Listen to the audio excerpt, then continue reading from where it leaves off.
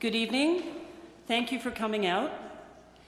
My name, for those of you who may not know, is Minnie Jakes, and I'm the chair of the United Housing for All. I just want to thank you for taking your time to come out and listen to our speakers and hear what we're going to be doing for affordable housing. I want to thank the Port Elgin United Church for agreeing to host this important community event. This group, United Housing for All, really has 5 areas that we'd like to impact in the community. So I'll just give you a little rundown in case you're not familiar with us. We realize that government is going to be a big part of affordable housing. And if you listen to the election, that's what they said. We're looking at municipal, provincial, and federal to have a key role to play the issue of housing and homelessness. And we want to work together with government. We want to advocate. We are a watchdog. Some people think that we're out to get the government, but we're not. We want to work with them on solutions and making the pathway easier. We also realize that we have to work with churches and community groups, and we believe that churches and community groups have a role to play in helping those in need. And we're exploring with churches and community leaders how to help with homelessness and the poor in the neighborhoods. And this goes beyond just providing shelter, which you'll hear tonight from our speakers. We need to provide hope and support and resources to get a place for both economic and mental health recovery. We also believe that neighbors are extremely important. We believe that we need to have our own neighborhoods become aware that there are people struggling in our communities and people who would like to live here but can't afford to live here. When I was on the Housing Committee task force, we found out that 40% of the people at that time in 2020 who worked in Saugeen Shores did not live in Saugeen Shores. I'm sure that number has gone up, but a lot of people are surprised to hear that. What we want to do is create awareness, and that's what tonight's meeting is all about. And we hope this awareness and future initiatives lead to a call for action, either with your time or your finances to support those that have less. And there are those that have many in Saugeen Shores. The average income is $105,000. And we know that there are people that do have the finances to help, but they may not be aware of how they can help. And we're hoping that tonight you'll be able to help spread the word how that can be done. We'd like these individuals to feel compelled to share some of their wealth to support the basic needs for their fellow residents. Many of our presenters tonight depend on your generosity to continue their much-needed work and services that they're doing. Our primary focus is those that don't have, to help those in need. We need to, as a group and as a community, help provide them with basic essentials for living, housing and shelter being number 1, followed by food, mental health, and addiction supports and resources to ease the daily stress of never having enough. Our committee is defiantly optimistic. We're made up of people who have a direct connection to wanting to have affordable housing in our area, either by lived experience or by their family members or their volunteer work, meeting these people and having a conscience of knowing that they have more than the majority of people in their neighborhood or community who may be suffering through not having affordable housing. Just like to mention the people that are on our committee. I am the chair. Past chair Mark Havitz is here. Our secretary, Susan Brown and Frances Barrick. Our members, June Van Bassler and John Van Bassler, Patty Kelly, Herb Schmidt, Al Smithhurst, and Rob Stanley. I'm going to have Susan Brown come up and she's going to sort of give us the lay of the land, how it's going to work tonight, and also do the land acknowledgement.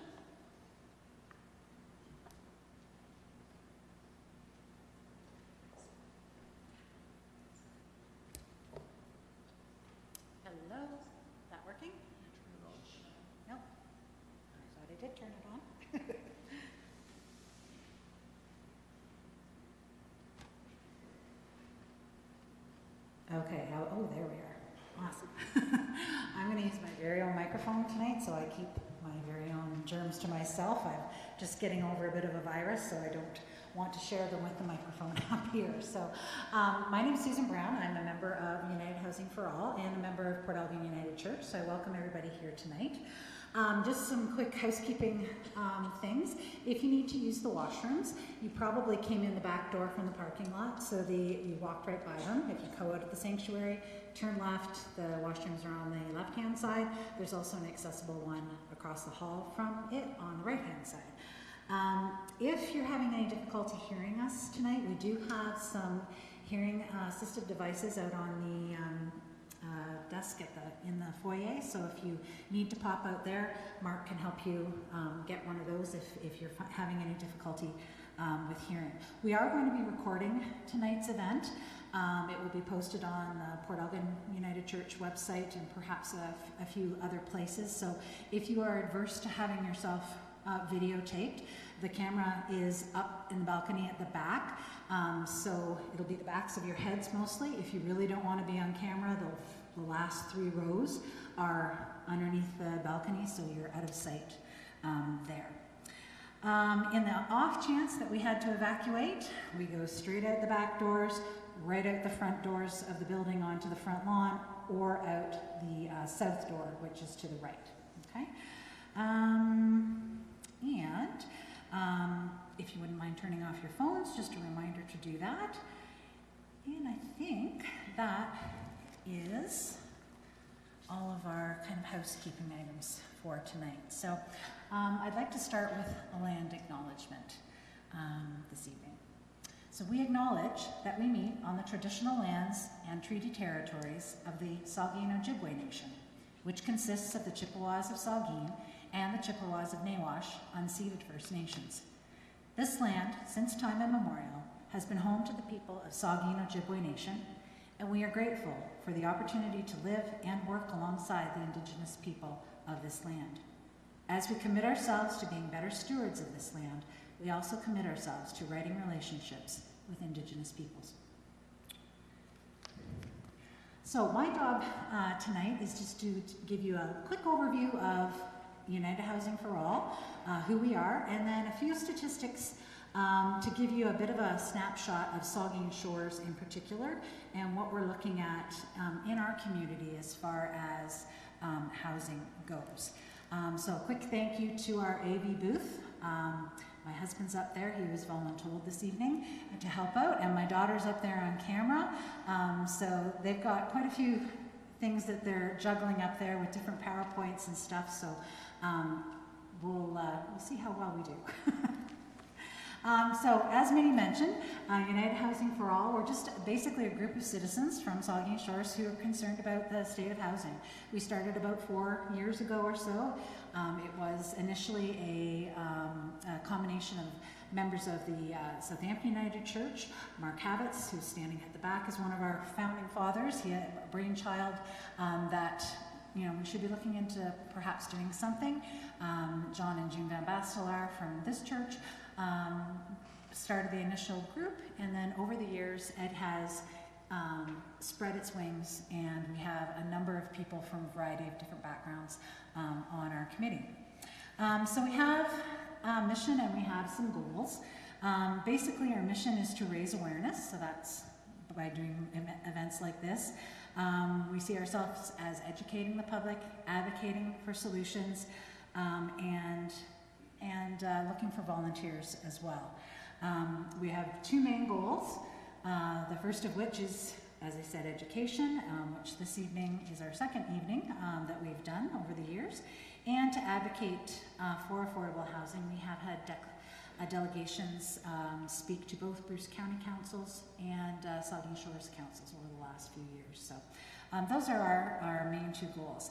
And we were always looking for people who would like to come and help out. We meet here about once a month and decide what our next project will be. So if you're interested in joining us, there is a place to leave your name and your contact information out on the desk at the front. The different presenters who have come tonight have brought with them written materials that they've set up in the foyer. So at the end of the evening, we're going to have our presentations, then a Q&A time. And as we're calling it an evening, we'll move out into the foyer, and you can pick up information or perhaps chat with one of the representatives that are here. So this picture is one that I like to start with. It's called a housing continuum, and it basically gives you an idea of what type of housing you're going to see in any given community. I'm going to actually start on the right-hand side. It got chopped off a little bit, but that's your market value homes in the teal and the purple, market value homes and market value rentals, which of course every community has. The blue section in the middle is where our affordable houses and our rentals are, and that's going to be a big focus of tonight. And then as we move left on the continuum, we have our social housing, Bruce County Housing Services.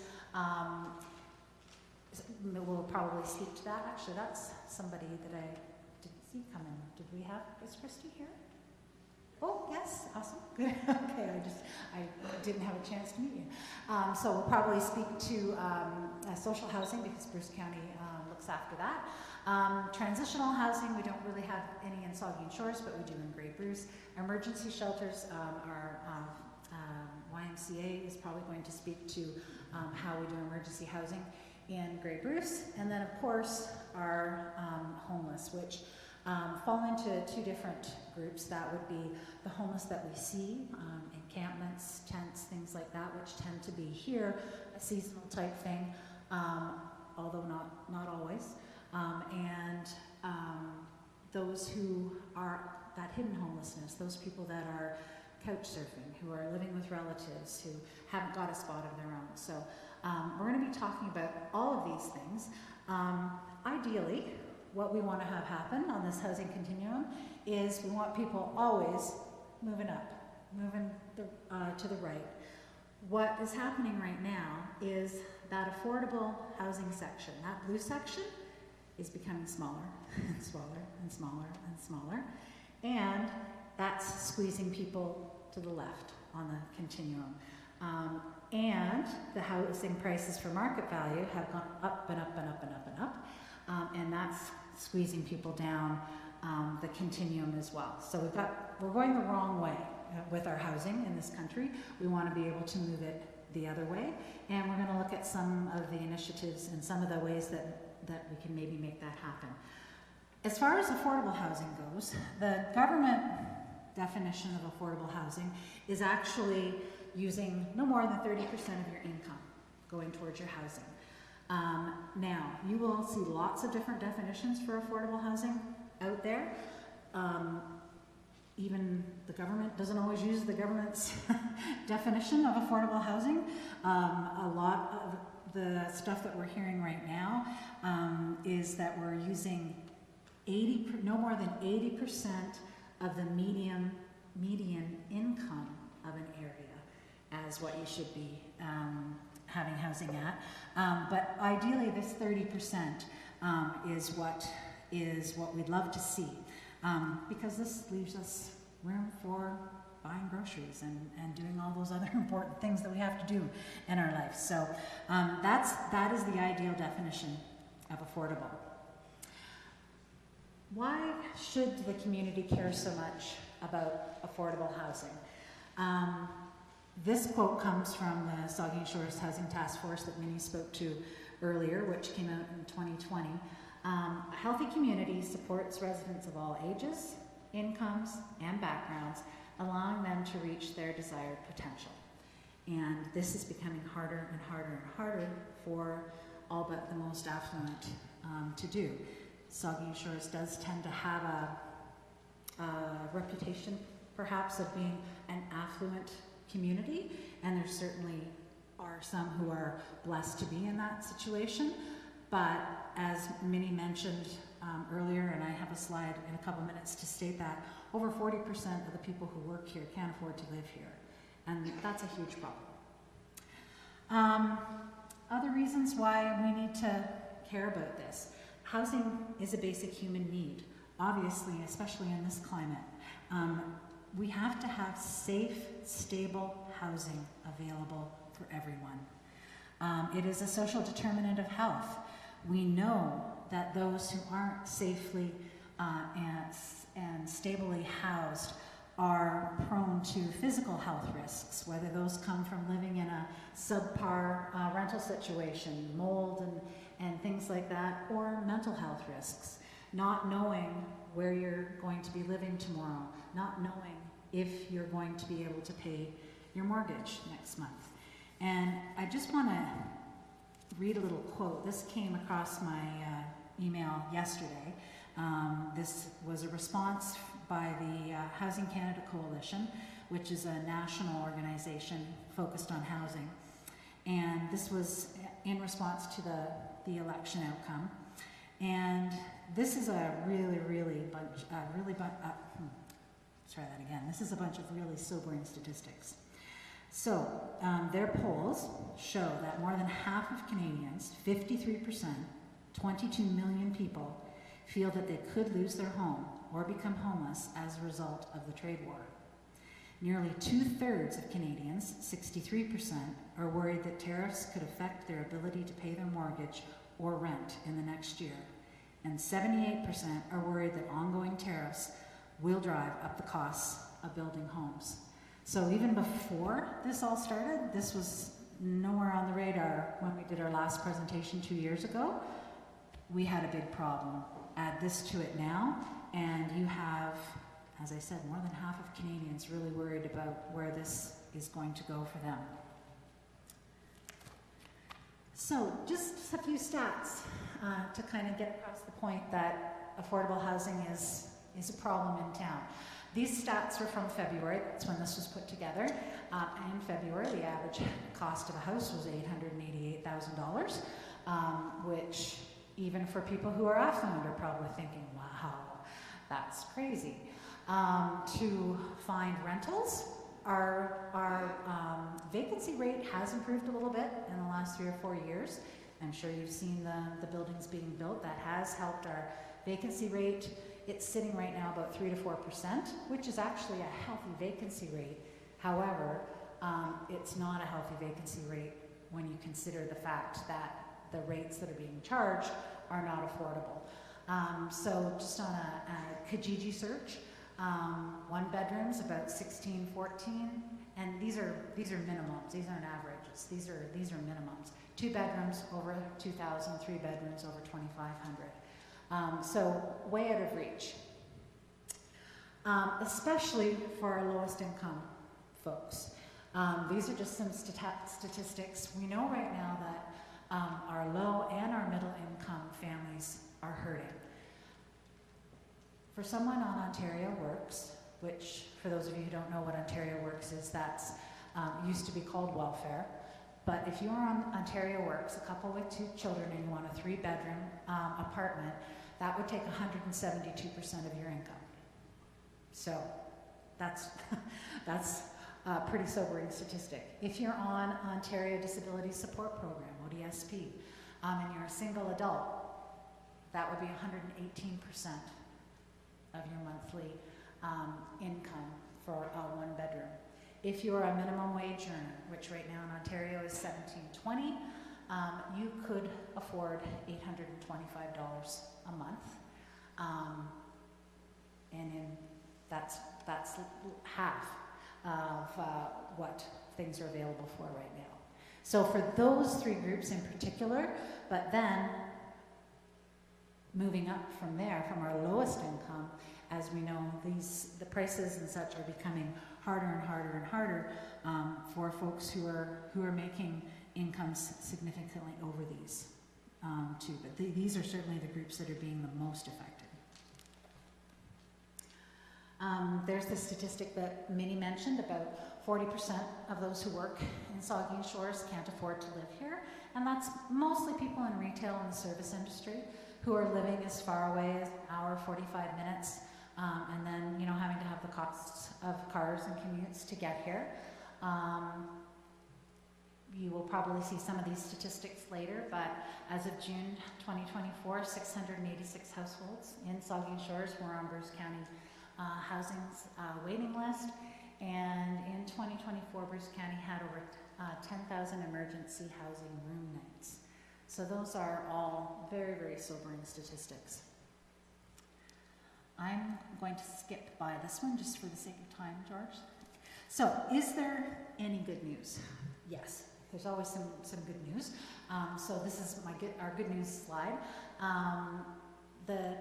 Kudos to the town of Saugeen Shores. They are the only municipality in Ontario right now who've taken the initiative to actually provide money. In this case, they provide that to Bruce County Housing, who then facilitates that. They're providing rent subsidies to the tune of $490 per month for 30 families in 2025. So this is quite an amazing initiative, considering that they are the only municipality in Ontario that has taken this step. So that is a really positive step. If you're following the news, you probably heard that earlier this year, Saugeen Shores was awarded $3.2 million from Canada Mortgage and Housing Corporation through their Housing Accelerator Fund to target affordable housing initiatives. So they've got 8 different projects identified at the moment that they're working on, and this is just something in talking with our town planner that they're just working on the details of how this is all of this money is going to be spent. Habitat for Humanity, who is here tonight, has 5 units that will hopefully be available. They've signed a memorandum of understanding with the town, so hopefully that we'll see those in the future. And some of our local builders are using some of the Canada Mortgage and Housing Corporation's funding to provide some lower than market rental. Although we didn't put affordable because they're not actually meeting that 30% of income cutoff. So that is where I'm going to stop my presentation here, just to kind of give you a bit of an overview of Saugeen Shores. And we're going to start calling up our other presenters. We're going to do about 10-minute presentations per person, and we'll answer questions at the end. So I should have brought my list up with me here, but I think it's Bruce County Housing, Christy Lowry. Thank you.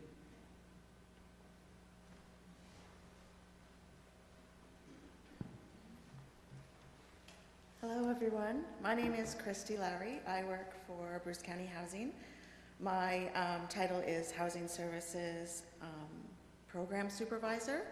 So Tanya Dixon is usually the one that would be here, and she's our Housing Services Manager. And she is the service manager for our area.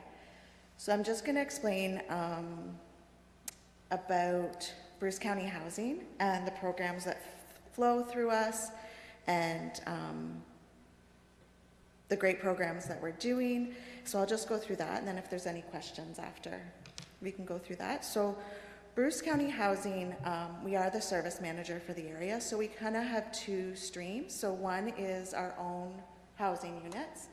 So we have 700 housing units in Bruce County. Here in Port Elgin, we have an affordable building, which means for us it is supposed to be 80% of the average market rent. So their market rent is lower than the average. We have family units. We have a mix of family units and 1-bedroom units on Ivings Drive behind No Frills. We have 2 adult-only buildings on Arlington Street, and we have a seniors building on Wellington Street. So those are the rent, most of those are rent geared to income, so it's 30% of your income that you bring in. If you're on OW or ODSP, then there's actually a rent scale, and so there's a different rent that you would pay for that as well. And back, a long time ago when everything was affordable, what they say is we want people to pay only 30% of their income into their housing costs. And that's where the 30% of your income comes from, and that's what we'd like to keep for our tenants. Other programs that we have through Bruce County. Actually, I'll stick with, I'll just go to the wait list. So right now in Bruce County, there's about 1,400 people on the wait list for rent geared to income units in Bruce County. With those, a lot of people ask about municipality, like how many people that live in Saugeen Shores are on the wait list in Saugeen Shores. We don't have those numbers because you could be from anywhere and be on the wait list for Bruce County housing. It's not just restricted to people who live here. So we don't have exact numbers of people who live in Saugeen Shores that are on the wait list for Saugeen Shores. We do have 2 priorities for people on the wait list. So one is special priority, it's called, and it is for people who are leaving domestic violence and people who are leaving human trafficking. So if you're leaving domestic violence or human trafficking, your name goes to the top of the list. After there's like a verification process that we need for that. So they will get a unit ahead. We also have a 1 in 10 by name list priority. And if you haven't heard of the by name list, Grey and Bruce County work together, and we have a coordinated access system, and it's exactly what it says. It's a list by name. So it's the names of people who are homeless in Grey and Bruce County if they've given consent for us to put their name on this list. So 1 in 10 units that we offer goes to someone who is on the by names list. So 1 in 10 people who are homeless. We are piloting a few projects within Bruce County housing with having transitional units, so people who are coming from homeless and working with people from the YMCA, working with people from CMHA to offer those supports so they can be more successful to keep long-term housing. We have our tenant coordinators who work with people in housing to try to keep people housed, people who are at risk of eviction because of rent arrears or social issues that they have in housing. So we work really hard to keep people housed and to not, and to work with people who are homeless to find housing. As of March 31st, there was 109 households homeless in Bruce County. 39 of those, there was 36 children, there was 13 youth, 8 seniors, and 22 of the households identified as Indigenous. So that's for our housing and the housing that we can offer people. Outside of that, the housing programs, which is what I work in, is we have a housing stability fund, and it's to help people who have rent arrears, utility arrears, if they need help with moving expenses or last month's rent. And we also have Bruce County Outreach. So Tabitha Tooten, who's here tonight, she's our community support coordinator, and she's done an amazing job over the last year setting up Bruce County Outreach and running Housing Stability Fund. In Housing Stability Fund, she connects people with supports they might not know of, so they might get help with their utility arrears, but then Tabitha goes the extra mile to make sure they get connected to the supports they need in their community. She also has started Bruce County Outreach. So Bruce County Outreach, a lot of people have heard of SOS in Grey County. They have funding to have SOS in Grey County. We don't have the same funding that they have in Bruce County. So Tabitha Tooten and Brad Jackson, who's a paramedic supervisor, have worked really hard to bring Bruce County Outreach to Walkerton, Wyerton, Kincardine, Port Elgin. Am I missing one? Wyerton, Port Elgin. Okay. Kincardine. Thank you, Francesca. Kincardine. And so what they've done is they've invited different organizations from United Way, the YMCA, CMHA, the hospital, invited all representatives from each of those organizations. So it's a kind of like a one-stop shop, so people can drop in and people can get help with, if they're homeless, help to find the supports. If they, public health is there too. If they need harm reduction kits, if they need to talk to someone from CMHA. And so that is just getting up and going, and we're looking at, we're actually having a meeting hopefully in the next month where we're bringing in people like Francesca from United Way to help us get that rolling and keep rolling, and maybe find some funding to offer more supports to people.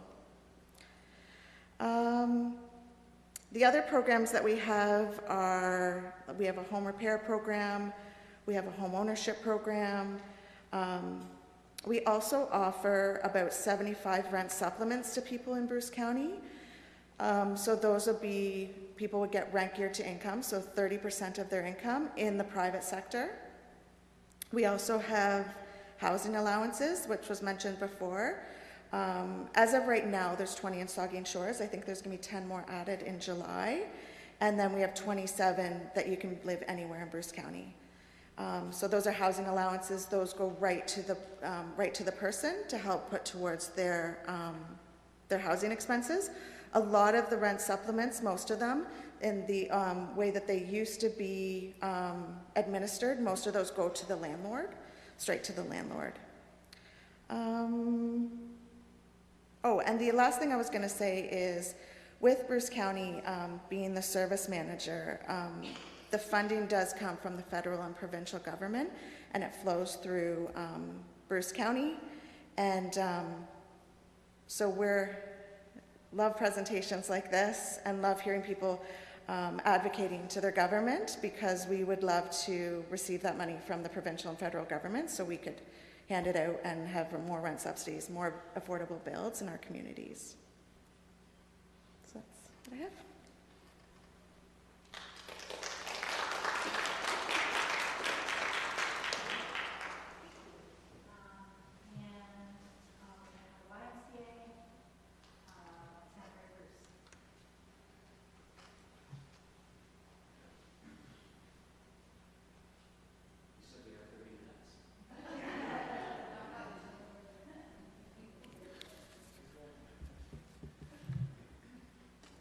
I'm going to do my best. My name's Matt Shute. I'm the director with the YMCA. And when I say I'm going to do my best, my dad was a United Church minister. And so I've spent so many hours on the other side of a podium, just like this. So I'm going to do my best not to take too much time like he did so many times.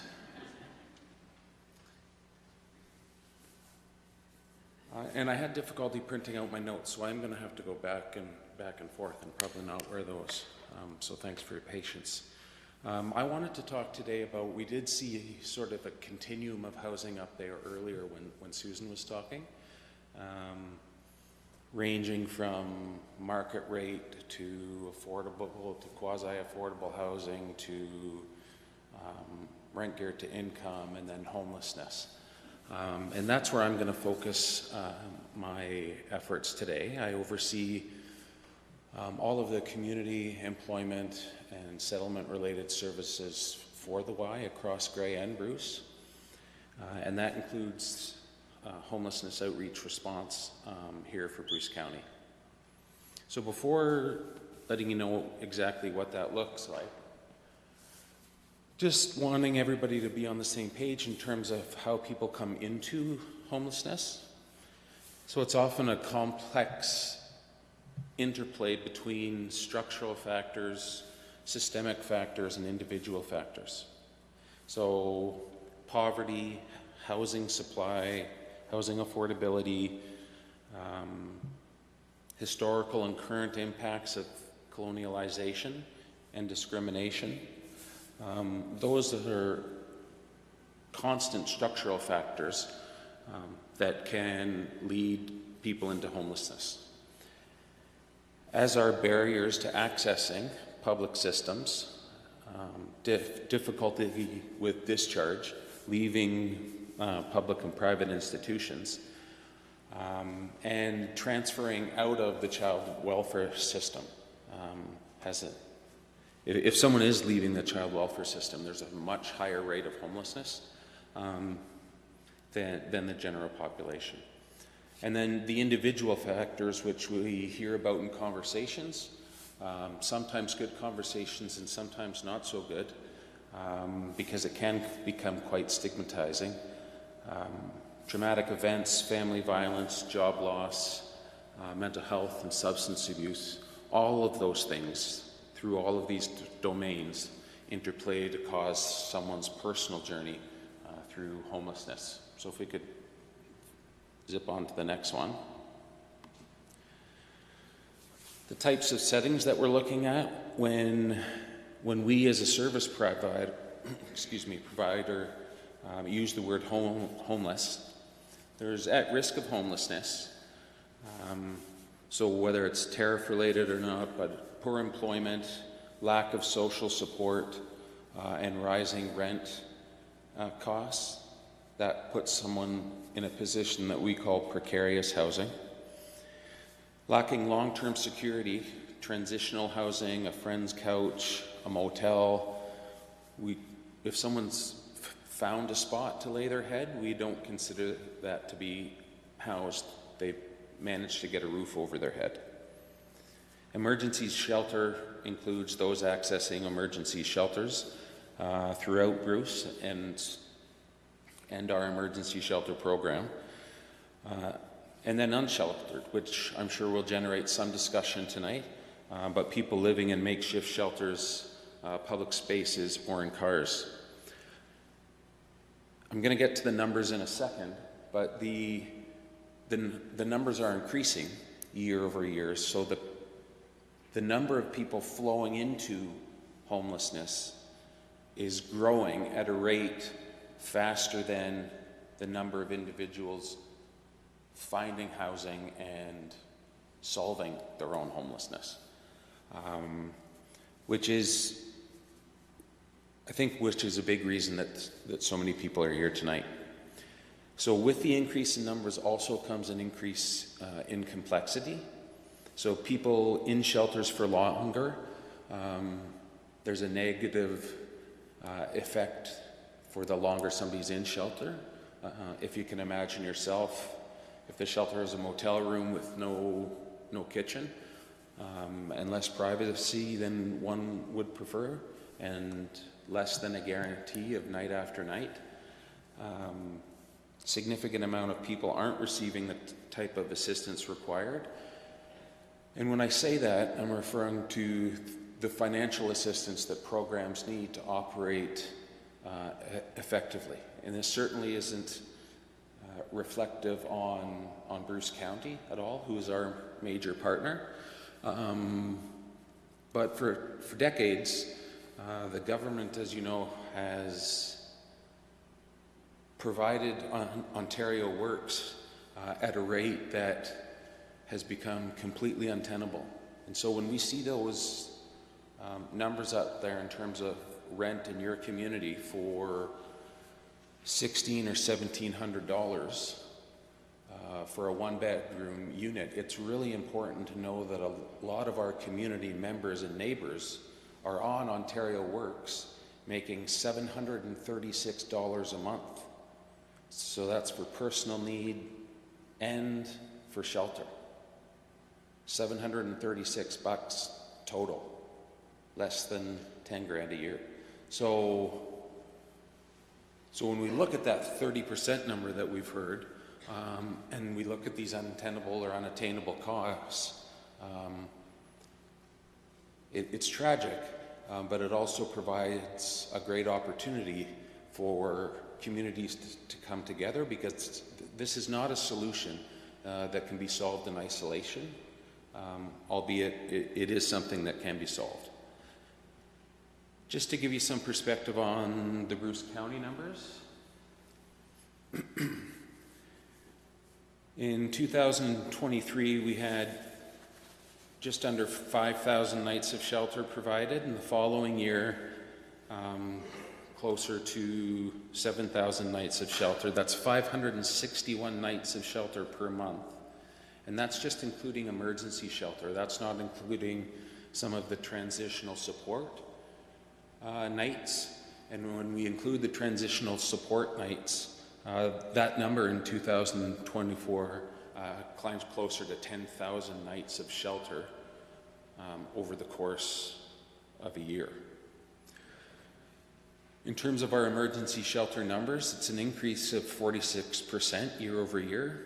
It's an increase of 75% from pre-COVID, and this is all dovetailed with the rise of untenable housing costs in many of our communities. So we can skip to the next slide. There are about 80% of individuals who are homeless we would consider transitionally homeless. They may be homeless once in their lives, usually for less than a week. They're able to quickly find new housing. They don't experience homelessness again. And many emergency shelter programs were initially designed to support people who were transitionally homeless.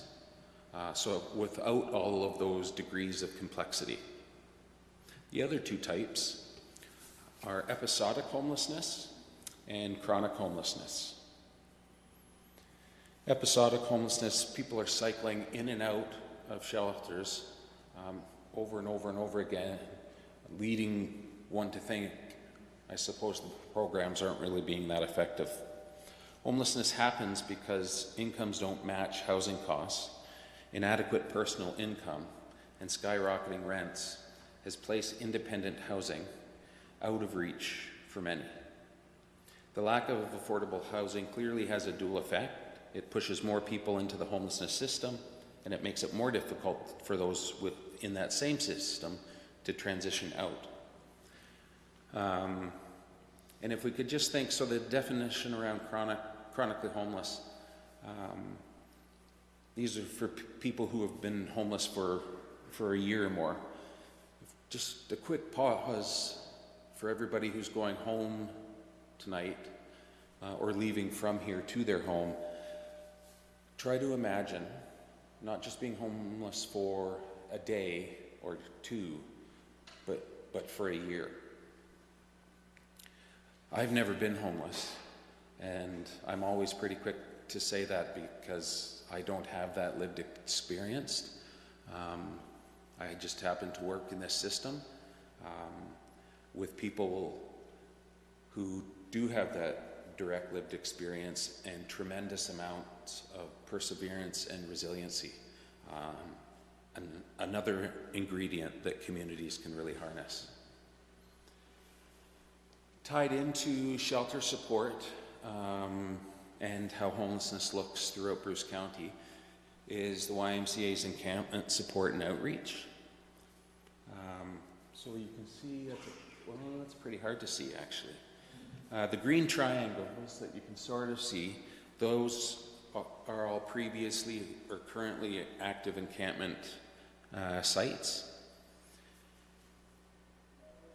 This can happen in relation to shelter services reaching capacity, and there have been numerous times that we've had to close our program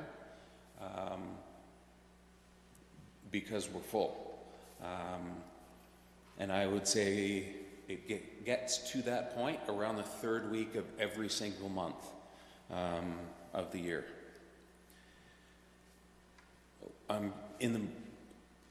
Related to time, I'll skip the encampment part because I could end up going into all sorts of different tributaries, and I'm already getting the yellow card. I think it was red, but I don't have my glasses on. I just want folks here to understand what the housing outreach staff do on a daily basis with community partners, and that is, if we could flip to the next slide, arranging temporary shelter support, getting in there right away, providing needs assessment, and establishing alternative plans for shelter. And the reason to do that is, again, the longer you spend in shelter, the worse off your outcomes will be. So working with people to identify barriers to housing and developing solutions to obtaining longer-term housing options. And of course, we do that with partners. Participating in service planning with the client, ensuring that the client's voice is always heard, and continuing to engage as all of these situations are typically quite fluid.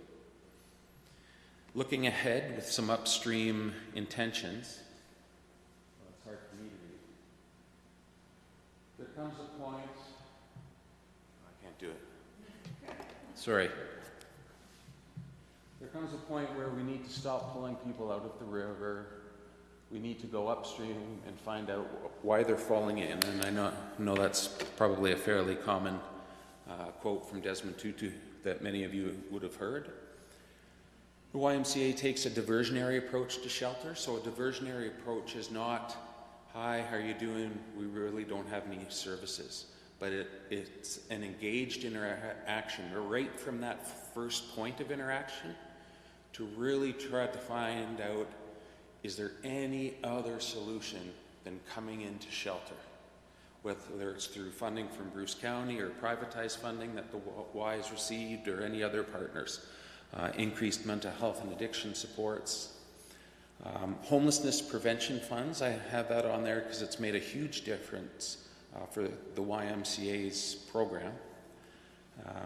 And that's given us the ability to move people out of motel shelter much quicker, helping with things like first and last month's rent, repairs for cars when transit is clearly an issue, grocery cards for food insecurity, all the things that many of us may from time to time take for granted. Our staff and myself particularly realize that the status quo is not enough, and if we're going to solve this problem, whole community health requires a whole community response. And this is a long slide, but I'm going to make it really short. Where can we go from here? Things are going well. There are increased opportunities. And there are events like this happening when engaged citizens are coming to figure out how they can be part of the solution. I did just want to mention that one city, it's great news about Saugeen Shores offering those deep rent subsidies through the county. There is a city that piloted a program which acted as an intermediary between tenants and landlords in situations where eviction was imminent. In some cases, the city negotiated a new payment plan between the landlord and the tenant, and sometimes that same city also contributed money on behalf of the tenant if they didn't have it. A month or two of rent payments was far more cost-effective than rehousing people if they became homeless. The pilot decreased the number of people who became homeless due to eviction by 30%. As the YMCA, we will continue to work with all community partners on behalf and with all people who are experiencing any form of homelessness for any reason. Linking to other programs through the YMCA, like pre-employment supports, employment counselors, community justice workers, youth counselors, or settlement and language staff, will ensure that housing will remain the core central focus for our housing outreach staff, but that the whole person receives the health and support that they require. So again, it's great to have so many people here this evening. All of it would seem to be with a keen appreciation for the fact that a homeless person is really just somebody without a house. The issues people who are homeless have are similar to the issues people who are housed have. The clear difference is that folks who are housed are able to work on those other issues much sooner because they don't have to worry about where they're putting their head each and every night. So I feel like I'm encroaching on how long my dad would have talked for. So I do thank you for your patience, and I really look forward to the questions and discussions afterward. Thank you.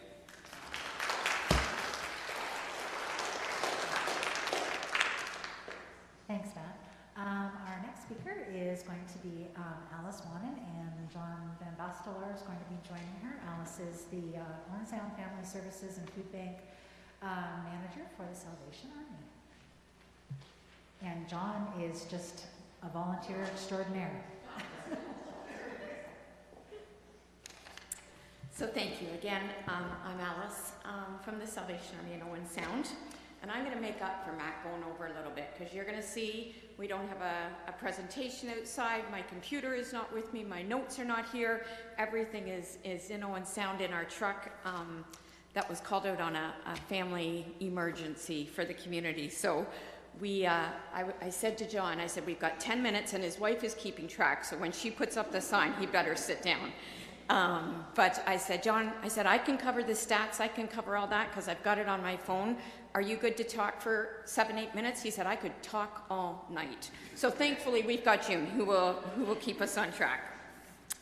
I did quickly make some notes outside in the car. And again, for any information, please feel free to reach out to us directly.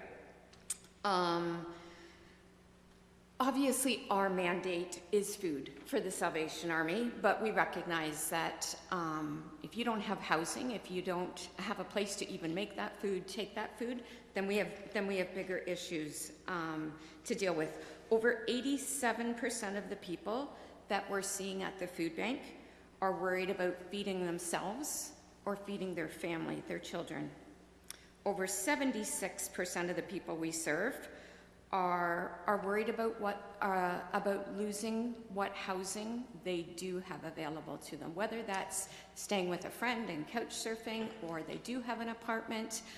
Very few of our people actually have a mortgage, but those that do, a significant concern for them.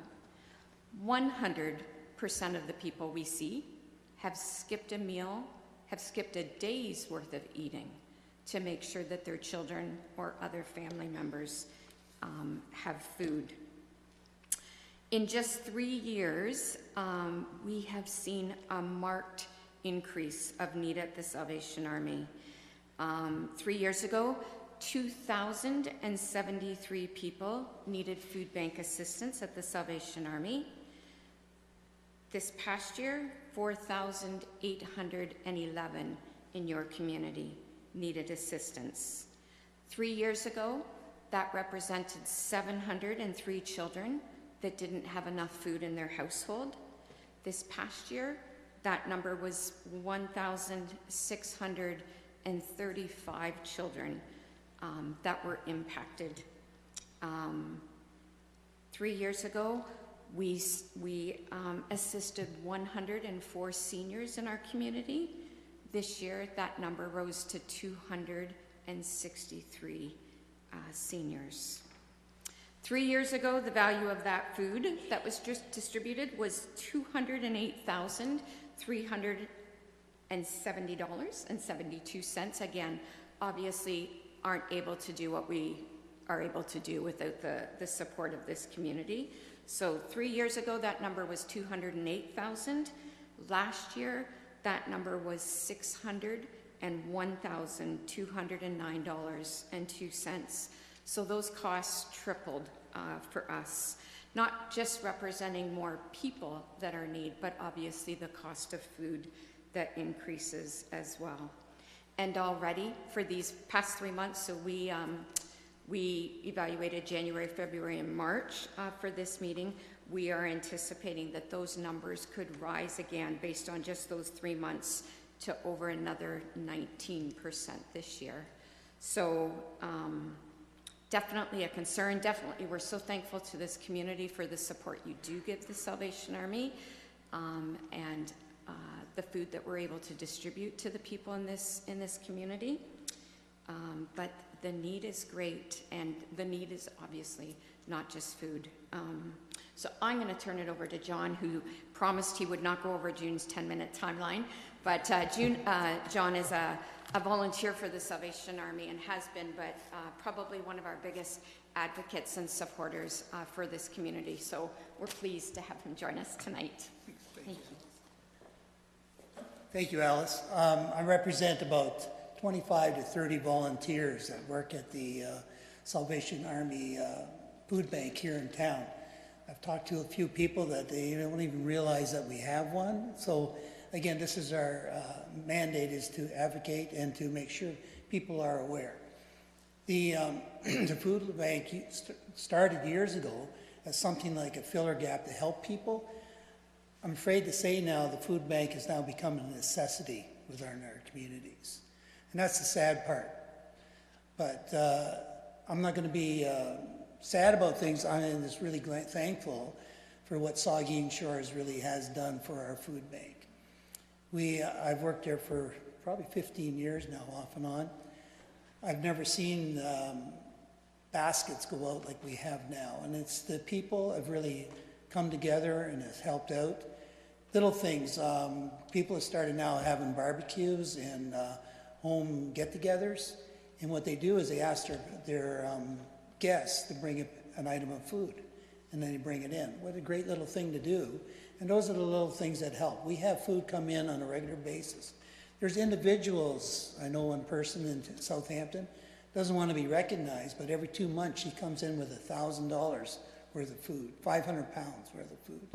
She's amazing. And we have all sorts of great stories like that happen around here. And lastly, the big thing that really has helped us are the community itself, the commercial community. All our grocery stores now, we started rescuing food through all the grocery stores. So things that used to be thrown out, we've worked out a program with public health and the stores, things that have gone through a couple of markdowns. And as long as we freeze it before any type of expiry date, we have up to 6 months to hand it out. Well, it doesn't last 6 months. It's usually gone in 2 or 3 weeks. And the other thing is, myself as a volunteer, and I can actually quote one volunteer, he says, I get more out of this than I get out of it.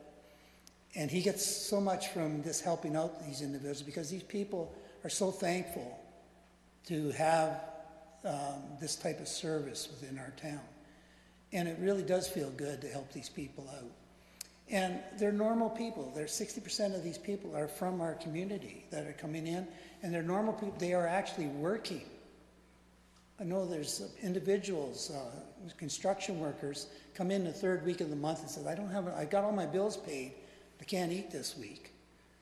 And then 2 weeks later, they're bringing some food in to help us to donate again. It's just an amazing community. We have immigrants that have come to town from Syrians and Ukrainians, and they're trying to make ends meet and trying to live within the community. We give them food, and we have a great time. And we have a great system. We really insist on dignity. We don't give them a box of food. They come in and they shop. They come into the store, and we get along, and we go with them because we want to talk to them. We want to make sure that they feel good in our community. And we walk around, and they pick up a cereal box, or they pick up crackers. Oh, I got lots of beans. I don't need that now. I really like these tomatoes. It really feels good, and they go out and they have 15, 20, 30 minutes with us and really enjoy it. So making a sad thing into a happy time is a really good thing to do. And we actually have a good time at the food bank. It's me, sorry. I'm really an advocate for this. And I really thank our community for what you do. And hope we can keep it up. Sorry.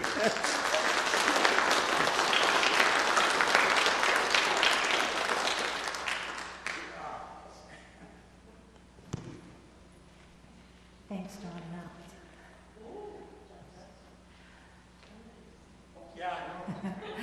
John inspired me to start volunteering with the Salvation Army Food Bank when I retired, and it's definitely a highlight of my it's a very important spot.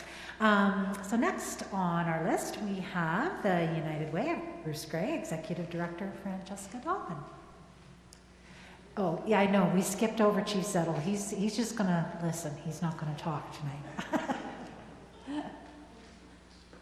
He's just scared to follow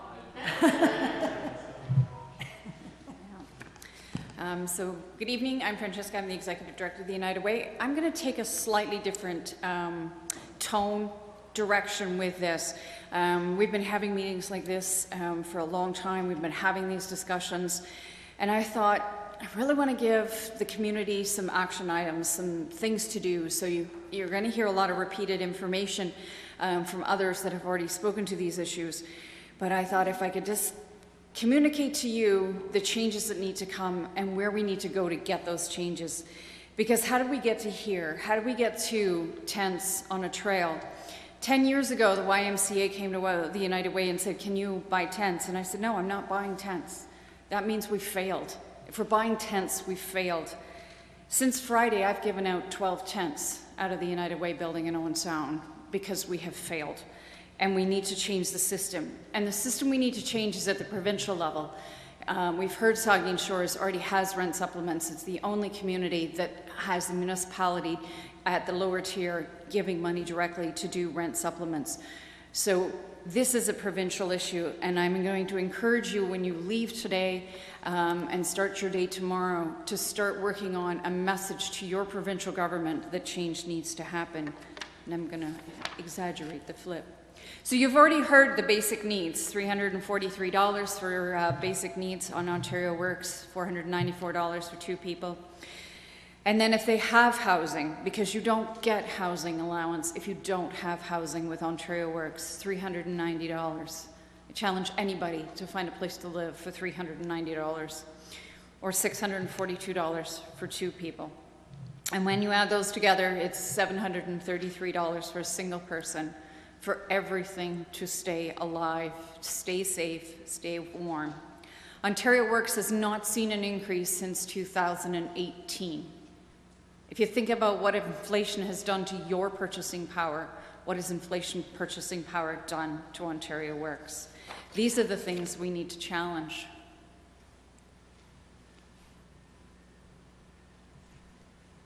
So how do we get to here where we're living in cars and we're stopping off in Walmart parking spots and hanging out there?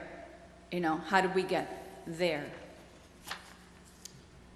The Ontario Disability Support Program, $786 for basic needs, $582 for housing, $1,300 for a single person, just over $2,000. It is tied to inflation. It has gone up. The challenge with Ontario Disability, though, is you need to make sure you keep your doctor, because if you have an annual review, a biannual review, where they need forms filled out, you will fall off onto Ontario Works.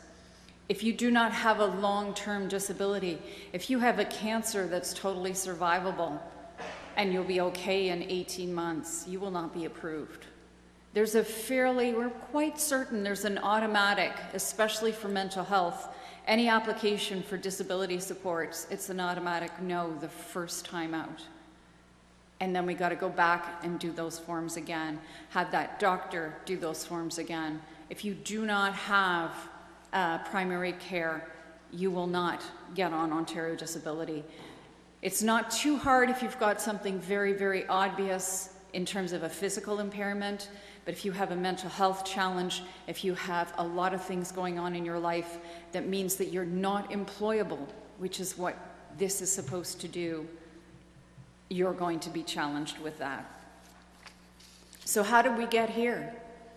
Where we have families that are really struggling and trying to put food on the table, like what Alice is talking about. How do we get to that challenge where we used to look after each other, and we do, because we just heard about that, our community looking after each other. But why is it all of a sudden that these people are a drain on our society? So minimum wage, $17.20. Minimum wage was frozen for 10 years in the 90s. We still have not caught up. That's $688 a week, $35,000 a year. We do the calculation in Bruce Gray for the living wage, which is what a worker needs to earn per hour at 40 hours a week to make their ends meet. This is a budget-based calculation of what a living wage is. Since we started the living wage calculation, Bruce Gray has continued to be the second most highest, bad grammar, living wage in Ontario after Toronto every year. A big part of that is we have no inter-community transportation whatsoever. Because when we do this calculation, and if you've got 2 adults in the family, there's only 1 car because there's a bus pass. I don't have a bus pass. You cannot even use the City of Owen Sound Transit for employment. It's very, very difficult. So our family needs 2 vehicles, and that's part of our calculation. It does not take, it takes into account, and it does take into account all of those other things. The child tax credit used to take into account the carbon tax credit, but that's gone now. So it's going to go up because we don't have that rebate. It takes into account all transfers and all benefits as well. And what it doesn't take into account, though, is education savings, any savings, home ownership costs, pets, no social engagements, no debt repayments, no education savings for the children. It's just what you need to keep a roof over your head and keep yourself going. Next one. So, how do we get here? When we just heard that the average income in Saugeen Shores is $105,000, that's $6,000 a month. When we talk about seniors, seniors do have a universal basic income. We don't need to pilot it, we just need to do it because our seniors already have it. Next slide. So here's all this data, all in one big giant spreadsheet. That first column, the gross column, yeah, it's all squishy, is the Ontario Works. And you know, the 1 and the 2 is how many, I haven't gone into kids or anything. 1 person, 2 persons. ODSP, 1 person, 2 person. Minimum wage with 2 earners in the household. And what a living wage would be with 1 person in the household and 2 people in the household. What their net is after they pay their taxes and all their deductions.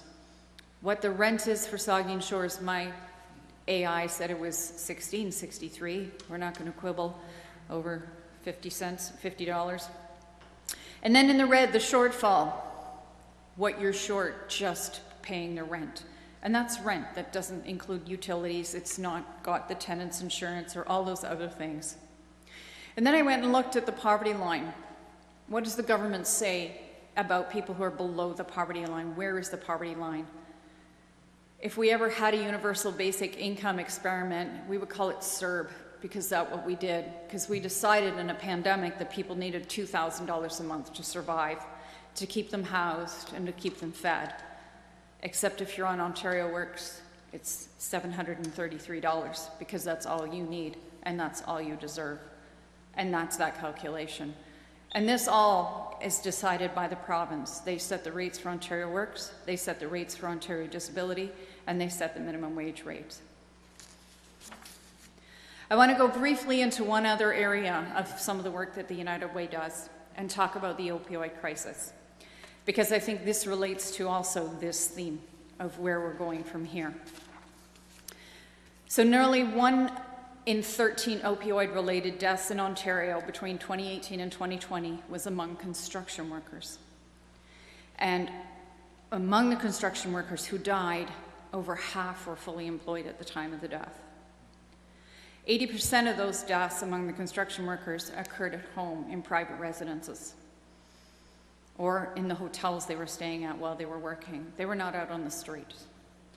Pain was the most prevalent among construction workers who died of opioid toxicity.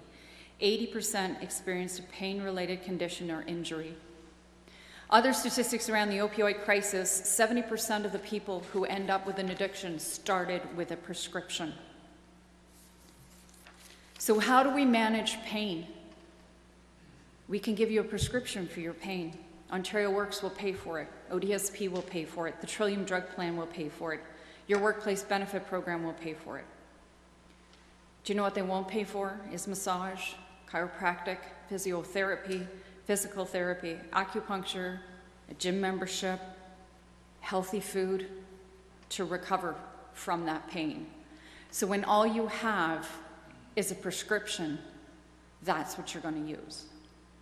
So when we look to, I had a great conversation the other day with somebody who pointed out to me that Europe does not have an opioid crisis the way we do in North America because they never licensed OxyContin. So when we think about the opioid crisis and we think about the challenges that we're experiencing, it's not a failure of that person and that individual. It's our system. And if we want people to come on the other side of this, we have to address not just the physical pain that we see our construction and our hardworking people experience, but also trauma pain and that medication. So how do we get to here, where it's happy and it's a little more colorful? And I just want to share something with you to stop being so depressing. So this was just released by Public Health as data to those of us that work on the SOS project and those of us that are working on the opioid crisis. So when we compare January of 24, January to March of 24, we had 46 suspected opioid-related overdoses and 5 deaths. So far this year, we've had 15 and 1. That's an 80% decrease in deaths and a 67% decrease in overdoses. This has taken the collective action of local police services, EMS and paramedics, public health, the SOS project, and the outreach project, Bruce County Outreach, Wellness and Recovery Center, the new center that's the first of its kind in Canada, up in Owen Sound, the increased RAM clinic availability through Right Shores and other hospitals, supports shared by Safe and Sound, OSHARE, the United Way, and all of the groups that come together to work on this.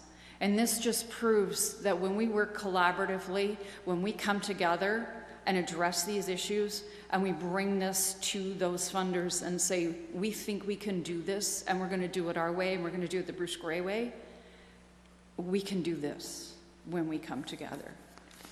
So I'm encouraging you to take the information you see tonight, talk to your provincial representatives tomorrow, and tell them that Ontario Works needs to increase. We need better benefits. We need more funding. Whether somebody eats tonight shouldn't depend on how good a fundraiser Alice is and how hard John works.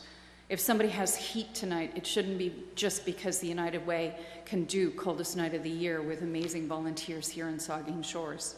Whether somebody has a warm place to stay tonight should not be relying on the YMCA's ability to find funding to make sure that somebody is housed tonight.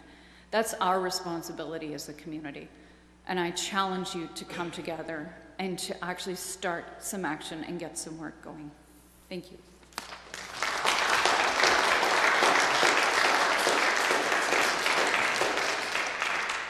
Thanks, Francesca. Next, we'll have Marie Bertrand, who's the program coordinator for the Adult Learning Centers of Bruce.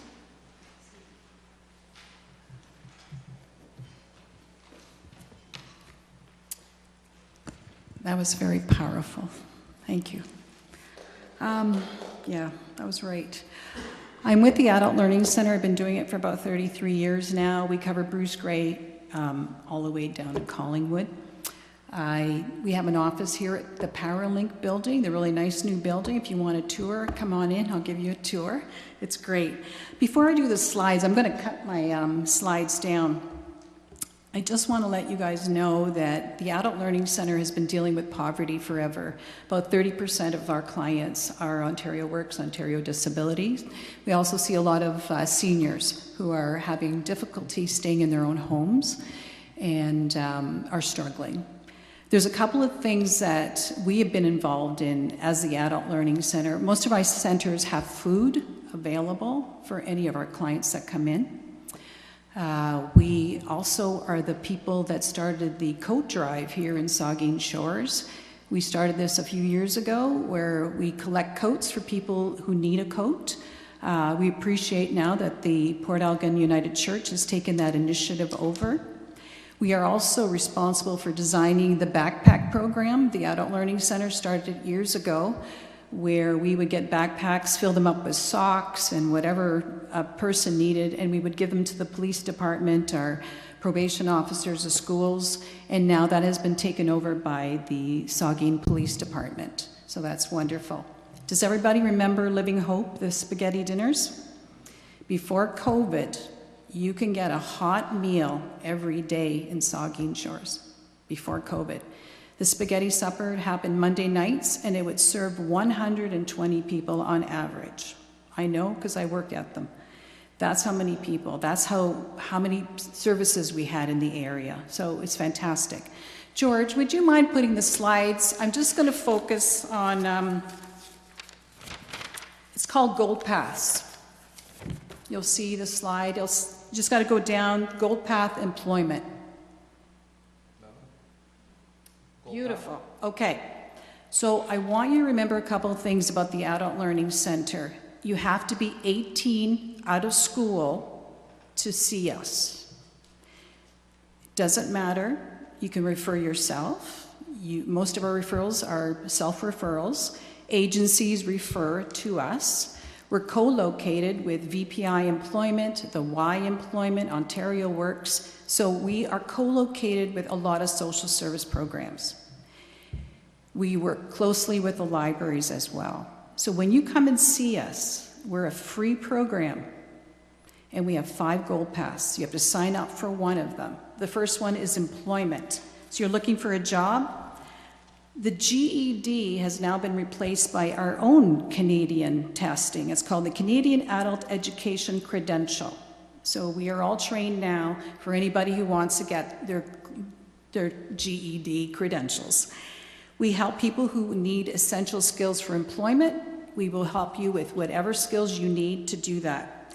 We also do aptitude tests. We just finished with the Millwright program and Bruce Power, where we ran through testing so that people can write an aptitude test to get into some of the unions. We will help you with those tests. A lot of people don't know we do that. We've signed up with Can Do as well. They're another agency, another supply chain, where we will be working with them to teach math, communications, and spatial reasoning. So this is the kind of stuff we do. We also do something called soft skills training. We will give you a certificate for the training, and we've been doing those probably every month. Next slide. Post-secondary. Okay, so you got a grade 12, but you don't have the credentials to be a nurse. Come and see us. We'll make sure that you get those sciences that you need in order to get into the courses that you want to get into.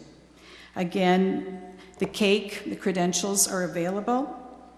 And we do help with reading, writing, and some of the math skills that you might need to get into post-secondary. You've been out of school for a while, you don't know how to write an essay or forgot how to write an essay, you want to learn how to do a research paper, come and see us. We'll help you with all those little steps. Next slide. Apprenticeship. Before COVID, I would have said we saw 0 people for apprenticeship. Now, we're probably at 35%. So we're seeing a lot of people who are coming in because they want to become an apprentice. These aptitude tests are not easy. Has anybody written an aptitude test? They're very challenging. I tell people, we're involved with Sparks as well. Bud's here, Bud's with the Spark program. And the big one for me is if you're going to go and write an aptitude test on Monday at Bruce Power, don't call me, because you need at least 3 months to study, unless you're a genius. So if you want to get into Bruce Power or some of the supply chains, you do need to write a test.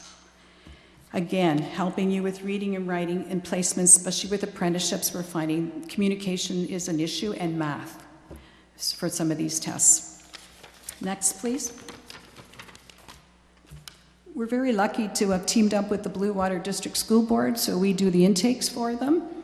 So we will do the intakes, we'll help you get your transcript, we send it to them, and they read your transcript to find out what courses you need to get your grade 12. You wouldn't believe how many people only need 1 credit, or how easy it is to get your credits. That's the second one. Actually, we're getting people saying that getting their credits is a lot easier than doing the GED. Go figure. So we had 200 graduates last year in Bruce and Grey County who got their grade 12. We anticipate that or more this year. So folks are finally coming, and I'm talking 20 years old up to 65, 75. So I'm getting people of every age getting their grade 12. The Blue Water District School Board has staff that'll help you with that, so you never feel alone to work on your course. And we also stay with you just in case you have an issue or somebody hasn't gotten back to you or you're having trouble with the test. We also work with you. So I think my last slide, personal change. Okay, this is a big one.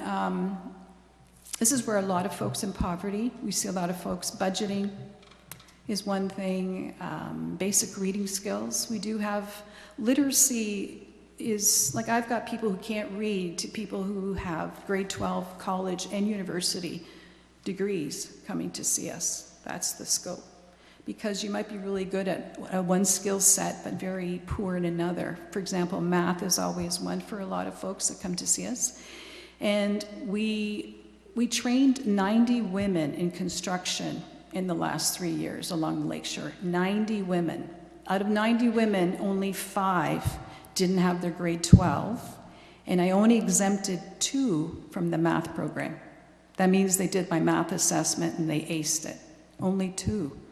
So you can imagine how many, that's a lot of women. Some of them had university degrees, but what they were doing is they were pivoting away from their careers to try an apprentice. Math is different when you go to university. Imperial and metric are two systems we use in Canada, and with construction, it's mainly imperial. So a lot of people don't even know how to do that. So we're teaching those sorts of skills as well. Our staff, besides soft skills, we do personality dimension skills. We have a big project with Ontario Works called Make Your Way. It's an online program. It's part of Bridges Out of Poverty. All our staff are trained from addictions to, we all have our mental health first aid. So we spend a lot of time in that particular area of training with our staff. We want to make sure that folks that come and see us receive a holistic approach. We're not here about upgrading only. Like you're saying, where are you living? Are you living in your car? We have people who do live in their cars. You can't learn if you're living in your car. So we help stabilize. With all our partners that are here today, we always have a no wrong door policy. You can come and see me and I'll make sure that you get to housing, or you get to the job people, or you get mental health, or if you need a doctor, we'll find you something. That's the kind of thing we do in our communities. We're very fortunate to where we are, and I thank you very much. That's it in a nutshell. If you have any questions, please give me a call, email me. I'd love talking to the community, would love to share what we do. I didn't get a card. Woo-hoo!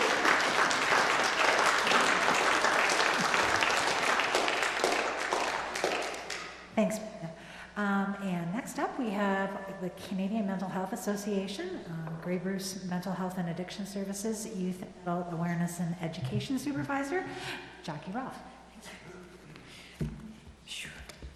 There we go, and I got backup. So thank you very much for having me today. So as mentioned, my name is Jackie, and I'm from the Canadian Mental Health Association, Grey Bruce Mental Health and Addiction Services. That is 12 words in our name. But I like to think it's there for a reason, because it's like having a big umbrella over top of 160 staff across Grey Bruce that offer over 45 different programs in the community. My role under there is education and awareness. So we do speaking presentations such as this to everyone from JK all the way up to however age. And as well, I provide some training programs in the community, mental health first aid, applied suicide intervention skills training, suicide alertness for everyone. We do empathic strain workshops, and we help schools and organizations start Rainbow's Grief Supports for Children. Next slide. So this is, I call this my mental health continuum. Mental health can be different any time of day, any time of year, any time of hour. But for the most part, 70% of us could put up our hand and say, hey, we're doing okay. 10 to 15% of us at any one time, we just got stuff. Something that's been added to my life or taken away from my life that I did not ask for, and I don't like it. I don't like how it makes me feel. I'm a little discombobulated. And 10 to 15% of us at any one time are experiencing the symptoms of a mental illness, whether we have that diagnosis or not. But with the right amount of supports and services and time and places, everyone can get back to the bottom of the triangle. However, cast your memory back to March 2020, and things went a little sideways. Who knew that my Costco shopping husband made us millionaires? I could have supplied toilet paper to all of you. I had you covered in my garage. My husband does not feel safe if we don't have 3 bales of toilet paper. Just saying. So this is where we are now.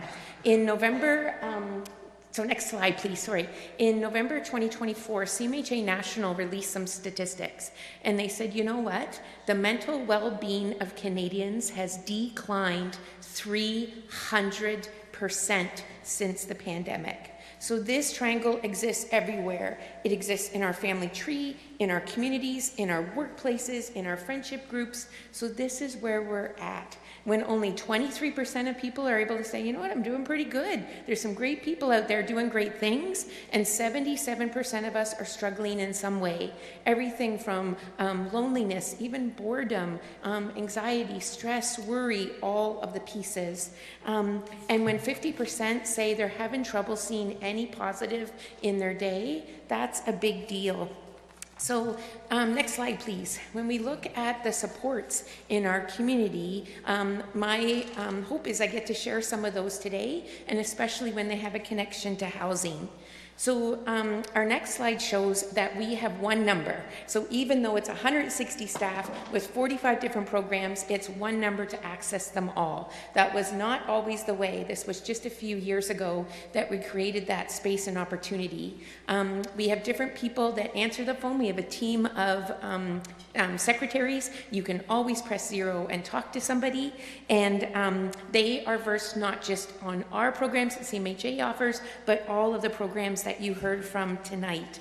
The intake is a little clunky. We cannot lie. When you phone in, you will get asked to leave your information in a voicemail box and say, hey, I'd like to talk to somebody. Then Julie, who is our intake coordinator, she will call you back and get all the paperwork done, right? All those consents and approvals. Who can I talk to? Who can we share this information with? Then you get an appointment with our intake counselors, and that's Shannon and Amanda and Kim, and they just love to spend 45 minutes talking with you. Who are you? What's going on? What's happening? And then you don't have to worry about this next slide, which is all the 45 different programs. That's their job, to have that conversation and say, hey, this sounds like a job for such and such program.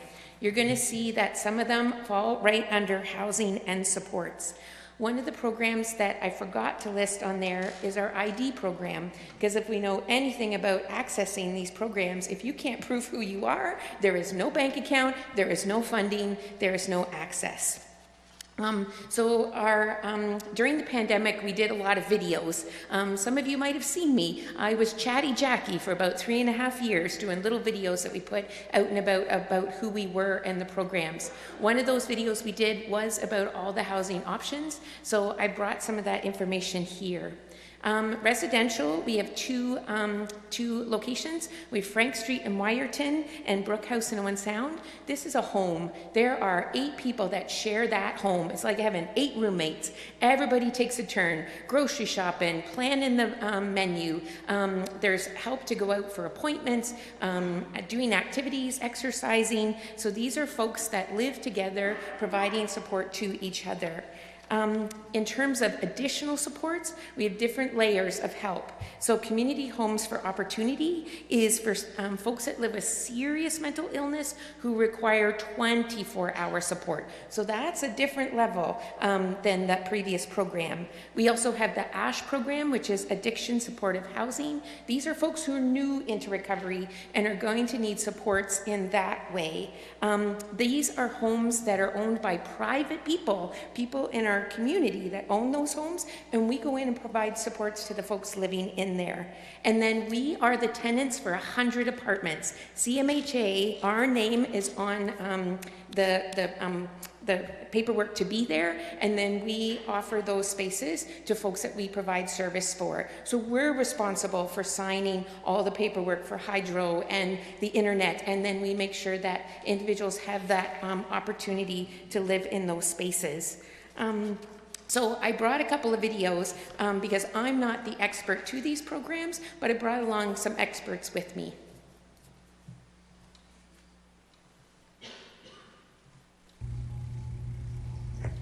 Hi, my name is Rebecca Carr, and I'm the housing manager here at CMHA Grey Bruce.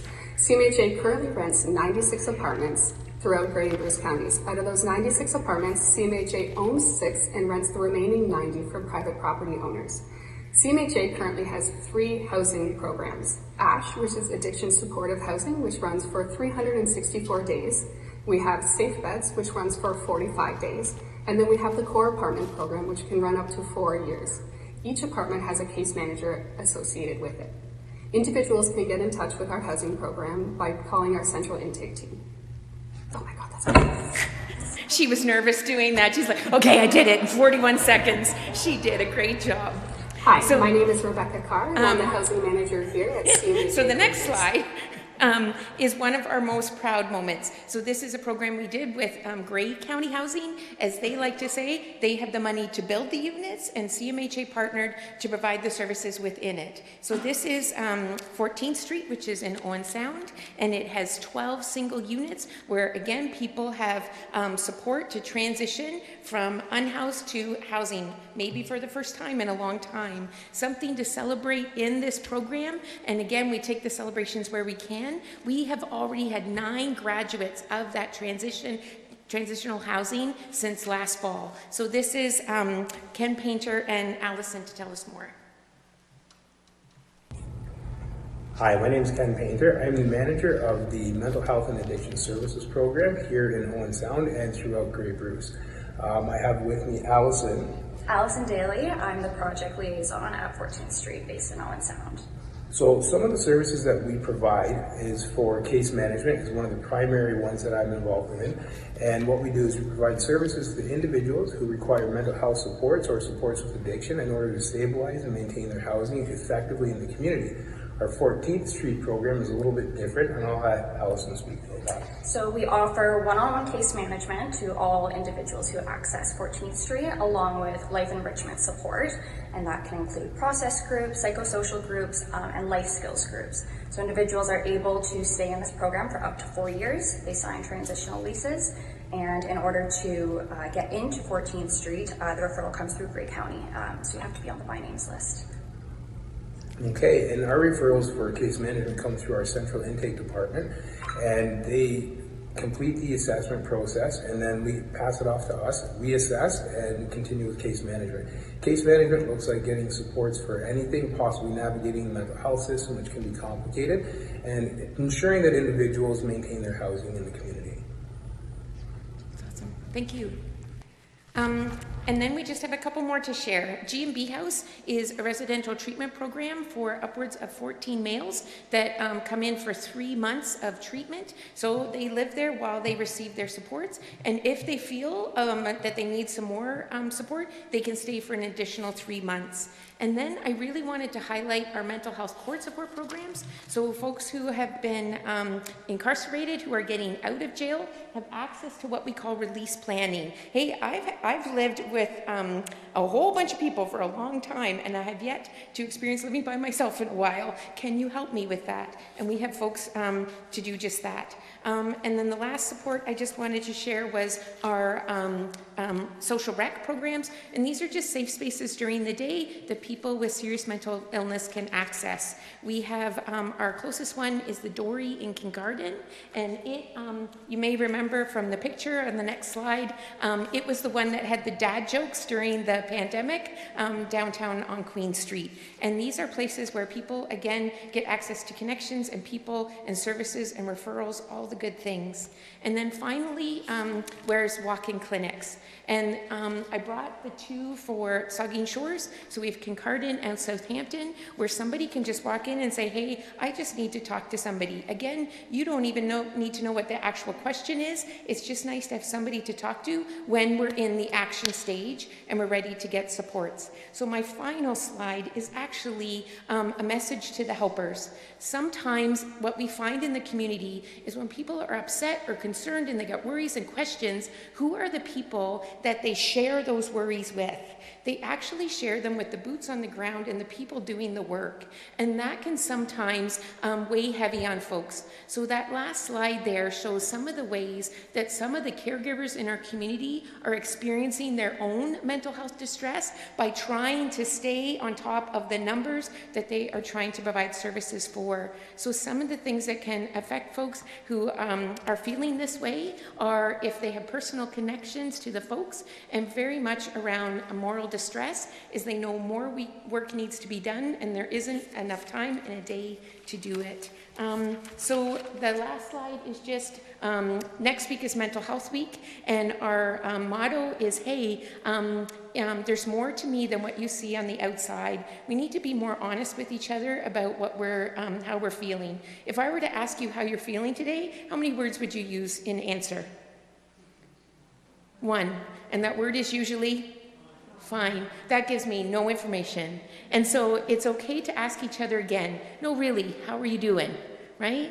And then if you need the third time, you can say, wow, Jackie just shared some pretty wild statistics. Are you feeling that too? Because I am as well. And maybe that's when a conversation can happen, because we are all someone. We know in Canada that 83% of Canadians know we are in a crisis situation for housing and opioid overdoses, but we know 47% of those individuals still feel it was the person's fault to be in the situation they're in. So these are nights like this where we're trying to change those narratives. So thank you so much, and apologies for going 2 minutes over. So thank you so much.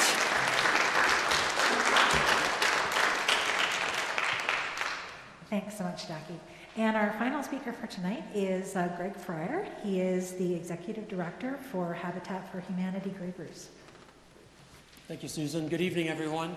I want to thank United Housing for All for organizing tonight's information night and for your advocacy work. It's truly appreciated, the work that you're doing in keeping affordable housing at the forefront of the community, and to our elected officials to take some action in addressing affordable housing. I want to talk about a little bit about Habitat, who we are, our model, how we carry out our work, and our plans that we have for what we're working on this year and in the coming years ahead.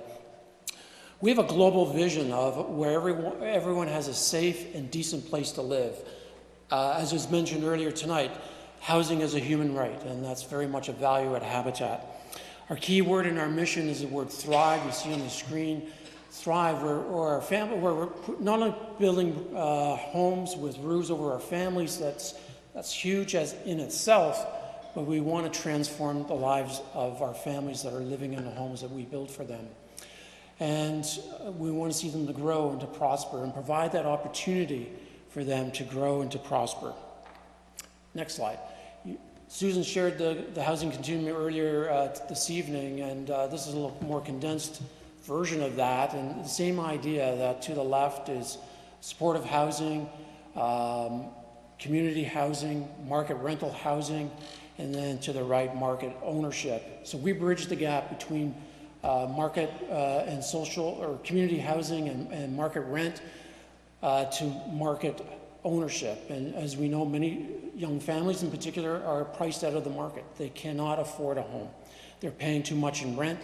They're living, the families that we meet who are applying for our programs, they're living in overcrowded conditions, unhealthy conditions, and unsafe conditions. And we're providing that bridge and pathway into home ownership. Next slide, please. This is our model. We build, we sell, and we invest. So we build homes, energy efficient homes, so our homes are not only affordable for our families to purchase from us, but also affordable to live in after they move in. So we build energy efficiency features into our homes above the building code. We build with volunteers and with our families. Our families are required to serve and volunteer 500 hours before they get the keys to their homes. So they have a partnership with us in building their homes. We use volunteers as well with our build team to help lower our costs so that we are able to provide as low cost as possible. And that's challenging when building materials are rising every year and costing us more and more to build our homes. One of the myths we encounter again and again is that people think we give our homes away. Now, if we did that, we'd be out of business pretty soon. We do not give our homes away, we sell them. And to our families at fair market value, that's a requirement of CRA, because we're a charity, we have to sell our homes at fair market value. But we sell them in a way that is attainable, in that our families are not required to put down a down payment. It's zero down payment. We finance the purchase with a zero interest 20-year term mortgage. So it makes it affordable, so attainable and affordable for our families. The families make monthly payments to us. Those payments come to us each month, and we use those funds to invest in building more homes in the future. So every dollar that's donated gets recycled through the mortgages that we hold with our families. And again, able to build more homes going forward. A little bit of our impact. You see on the screen there the numbers. This recently came from a study from Deloitte that was commissioned by our national office. These are the stats for our families here in Grey and Bruce. Health improvement, 65% of our families said their health has improved. We have one family that said to us that the first night that they moved into the home that we built for them, their daughter slept through the night for the very first time in her life. She had a breathing problem, asthma, and the rental they were living in had lots of mold. And when they moved into our home that has HRV, that cleans the air and has fresh air, she was able to sleep. And relieving that stress from the family as well. Mental health. 70% of our families report saying their mental health has improved. Less stress of how are they going to pay for their rent? How are they going to pay for the utility bills? How are they going to, as they have more children, where are they going to get a larger place to live, and so on? How are they going to get their landlord to fix the things that need to be fixed in their home? All that stress is relieved and helps their mental health. Community engagement. 75% of our families said they engage in the, have more involvement in the community because they have more time to invest in giving back. Next slide, please. Financial well-being. 65% of our families said they're more financially well off after moving into our homes. Employment opportunities, more time to earn income. Again, that stress is relieved. And education, 40% of parents said their children are doing better in school because now they have a place to study at home without having 2 or 3 of their siblings crowding in the same bedroom. And they have a place to quietly study, and they're doing better in school. Next slide, please. Quick facts about us. We've built 77 homes since our beginning in 1987. 89 families served. So many of the homes we have built over the years we've bought back from our families, so that we have a right of first refusal on our mortgages, and we often exercise that right, buy our homes back, and we serve another family. This past year we've served 4 families that way in the buybacks, 3 in Hanover and 1 in Wyerton. 30 families currently are served by us with a zero interest Habitat mortgage. We started back in 2016 a model of partnership with Saugeen Ojibwe Nation. We built 35 homes between the 2 First Nation communities, and over 2 years ago started a critical home repair program. To date, we've completed over 165 repairs. What we've found is that as we were building new homes for the First Nations, many of their homes were dilapidating and becoming uninhabitable. And we weren't catching up. We weren't meeting the need in the communities. And so the leaders came to us and said, can you help us with our repairs? And we stepped up and said yes. And so that we're maintaining the existing housing stock as well as expanding their housing stock with their new homes. We operate 3 restores, and the net profit from those operations cover all of our administrative costs, which means every dollar donated to Habitat goes directly into our home building program. Next slide. So our plans for this year, we currently are finishing one home in Nayashningming. It's a 5-bedroom home for a family there. We're carrying out critical repairs in Saugeen First Nation right now, some very large repairs, including additions to existing homes.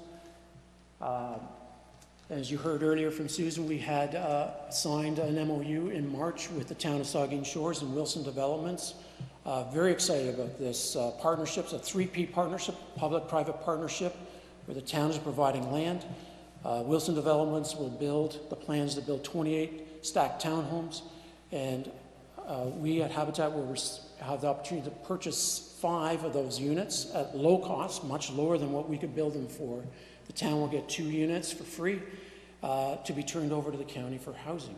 And we hope that this model will be replicated in other communities, and we are hearing interest from other communities here in Grey and Bruce. And then lastly, we have a plan for an 8 townhome build in Owen Sound. We hope to get going on that this fall. Fingers crossed we can start.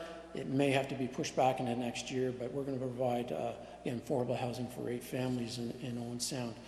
Just to end off with one other thing, that a big part of our program is skilled training. We recognize at Habitat that the skilled, those who have skilled trades, we know that many of them are going to retire in the next few years, and it's going to be a challenge to find skilled people to build homes. And so we're invested in training young people. We have a summer program called Aspire. It's an entry-level skills training program. We currently have 2 apprentices in carpentry, one on electrical, who are going through their apprenticeship hours and will be going to school for their school training. As well, we've had students from the dual credit program, students this last few months from the OYAP program, Ontario Youth Apprenticeship Program, and we continue to provide those work placements for students like that. And so skills training is a very important part of ensuring that we have the skilled trades going forward to build our homes that we're going to need in the years to come. So thank you very much.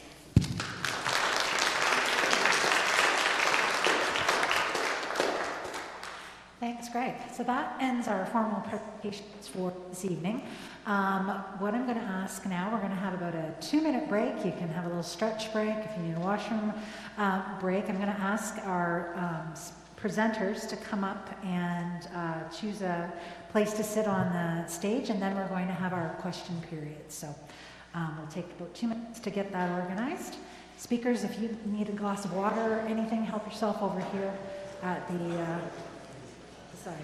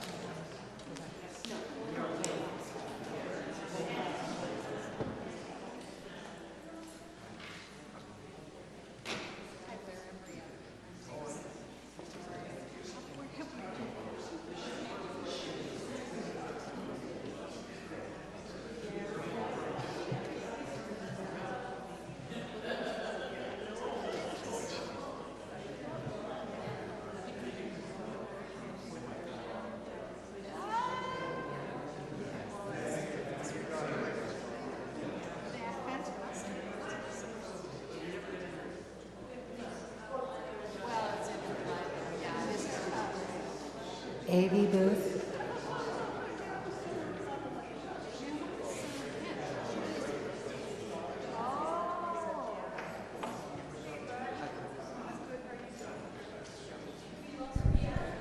Testing. Yep. Okay.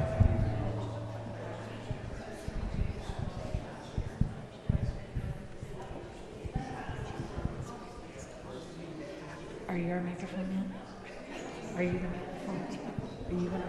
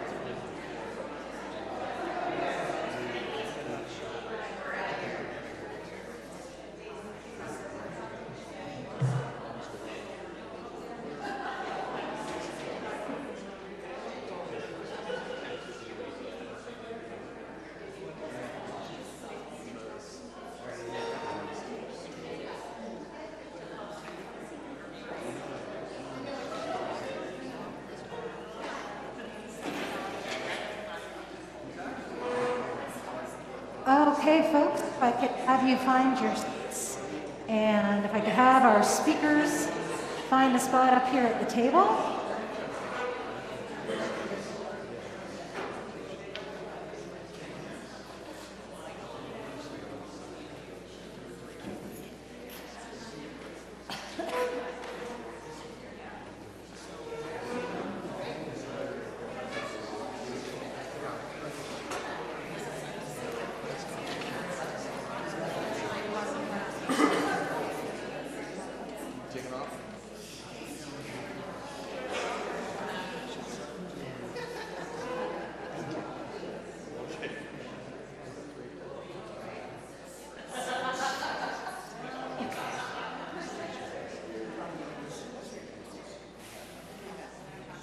Okay, thanks, folks.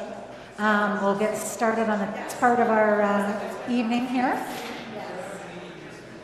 I'll just let a couple of folks get settled. So Mark is going to be our microphone runner here tonight. So we want to make sure that everybody hears both the questions and the answers. So if you have a question, we'll just ask you to put your hand up. Mark will come to you. You can stand if you like or sit if you like to say your question. And if there's a particular panel member that you want to direct that to, you can. Or if you just want it to kind of be open to the panel, and then we'll bring the microphone up to you folks. Sorry?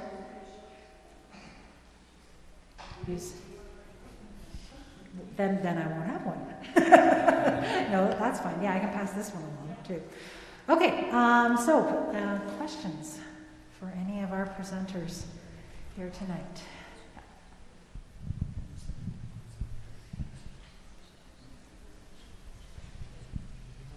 Can I stand up? Hello. This is this question's for the housing lady in the black hair, glasses. I was just wondering, I've had a question for a long time, with the housing in Bruce and Grey County. Can you hear me? Yes. Okay.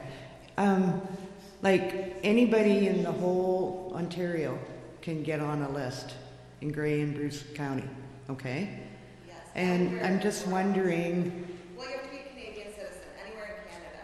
You get Oh, on okay. yeah. So are all the other areas like that too? Yes. Like here and whatever? Yes. The requirement is to be a Canadian citizen or a permanent resident of Canada. Okay. Because I work at Living Hope with the clothes department where they have pre-clothes and stuff. So we meet a lot of different people. But I really enjoy working there. I know I had a girl there, I think a month or so ago, and she was from Kitchener. And she had just moved to Port Elgin. And she was getting into housing May 1st, right behind Giant Tiger. She was real happy about it. They had 4 kids. Nice girl. So anyway, I said to her, how did you get on the housing list so fast and get a place? I said, nothing against you, you know. She said, well, she applied herself in December online. And she got a place. They were moving, well, probably today. Like, how is that right? Like, I don't mean to cause any problems with people, but like, why aren't the ones in the area that have been on lists for 10, 12 years? I mean, they'll die before they get a place. Right, so... just before, I'm going to have Mark, if you want to bring the microphone up to the speakers, and then we'll all be able to hear an answer. Thanks. You're going to get your exercise. Thank you. So with our wait list, you have to be a Canadian resident. The wait list time, we used to say 1 to 2 years, and then it was 3 to 5 years, and now some places that are most popular, like Saugeen Shores, Kincardine, Walkerton area, it could be as much as 10 years. We have not given out any rental units off the regular wait list that quick, from December to moving in May. So there might be a bit of, she might be mixed up with how she got in. The only thing that we do have is the special priority status. So if someone's leaving domestic violence or trafficking situation, then there is, they do go to the top of the wait list. So that's the only priority that we have. Other than that, usually someone who's moving into a unit in Saugeen Shores, they have usually been probably on the wait list for 5 to 10 years. And they can do that from anywhere in Canada.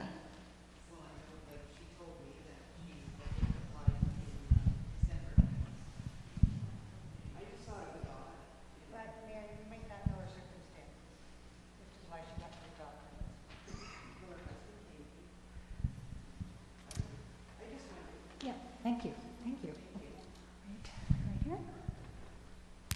Thanks, Mark. I just want to say, really enjoyed all the speakers tonight and appreciate you turning it from statistics into real people's life stories. And I think that's a big piece that gets lost a little in the Saugeen Shores bubble here. So I think that's good.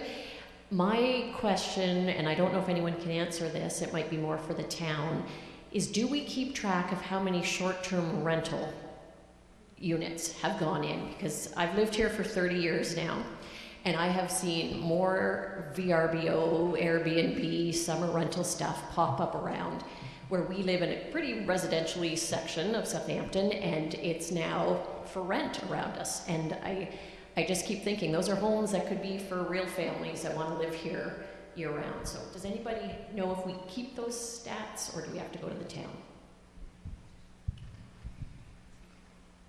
Minnie, do you want to speak to that one? I can tell you when I was on council, there's not a department that looks after that. They did have funding for a housing person, and so they were collecting stats and data. But as far as I know, they don't have a department that tracks short-term rentals at the present moment. I know there's been discussion at different times when I was on council asking if we were going to do short-term rental bylaws where we would designate certain areas for short-term rentals, and if we could look at rentals where if they were such as a municipal accommodation tax for those that were doing short-term rentals of less than 30 days. So I know it's something that council has been asked. I don't know if there's anything in the works. Can you answer that?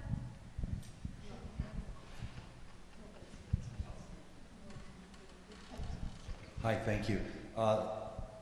Minnie, you're correct. We don't track short-term rent at this time, and we have a municipal tax on rentals.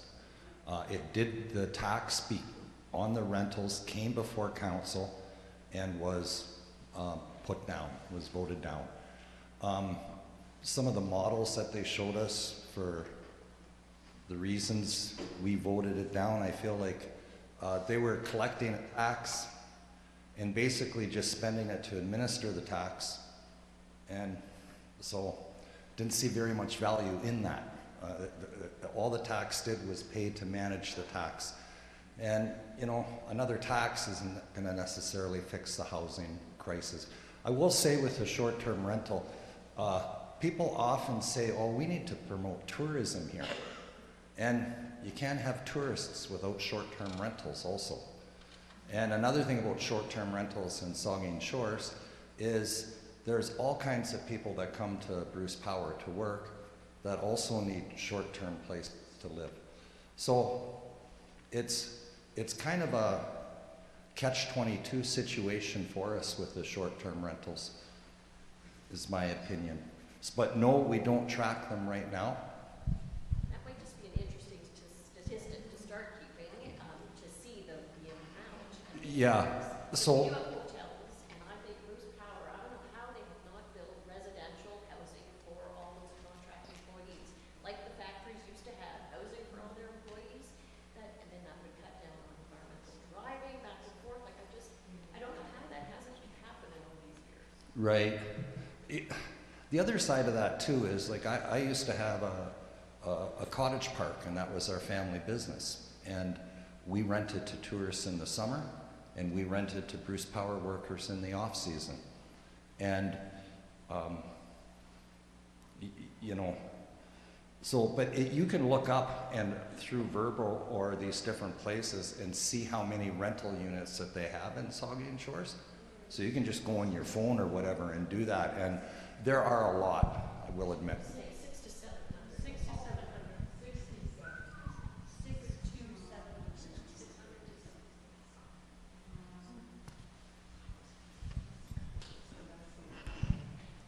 I had a question for Matthew Shute from the YMCA. You said that you thought, this is a very broad crisis, but you thought that there could be some solutions to it. So I'm just wondering if you had kind of a wish list of what would your top 2 things be that you wanted to see addressed?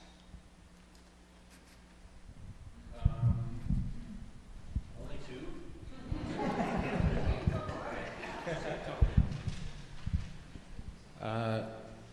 Top 2, I think homelessness is directly related to there not being enough homes.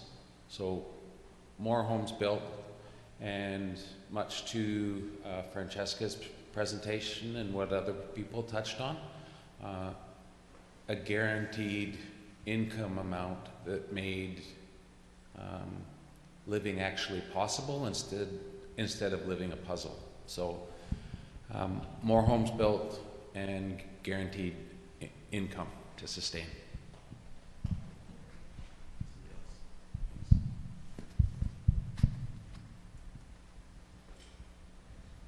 Any other?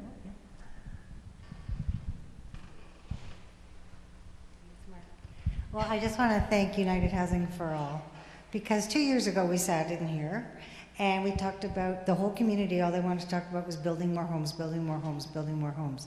And what we've brought here tonight is exactly what you said, Francesca. We are not going to pull people out of the river anymore. We're going to find out the root cause, and it looks like we got a lot of resources to do it. And I'm not sure everybody in town knew about all these resources, so I hope it's eye-opening and that we will go to our MPPs because we have some facts now.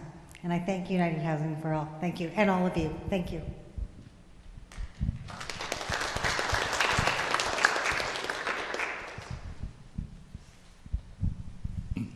This isn't a question as much as a comment. At our last council meeting, they did say that in the last 2 years, we've added 600 rental units in Saugeen Shores. And that's significant.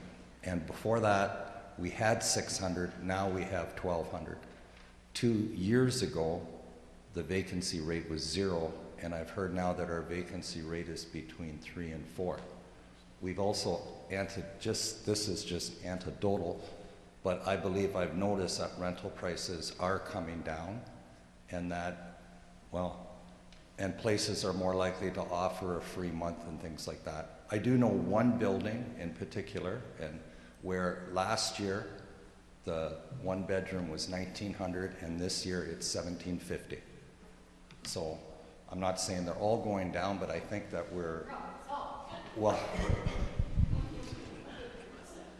at any rate, I think moving the vacancy rate, having a vacancy rate is healthy, and I think having more units available is healthy, and you see signs of rent coming down, even if it's a little bit, that's healthy, as opposed to going in the other direction. So we just need to bring the income side up now. Yes. Again,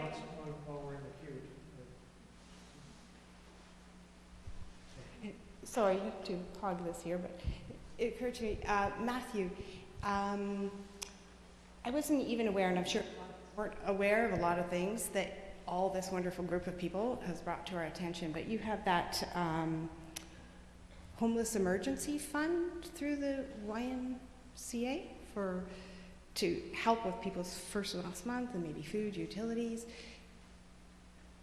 Is there something that can be done about awareness about that in the community here? So I wonder if people might be more interested in donating to it. I mean, I know that's a lot to put on you. You have a lot to do, but is there some way we can help with that? Like, I'm almost looking, is there something concrete we can do from this meeting, right to our MPs, but is there anything else we can do to assist? So in terms of awareness for the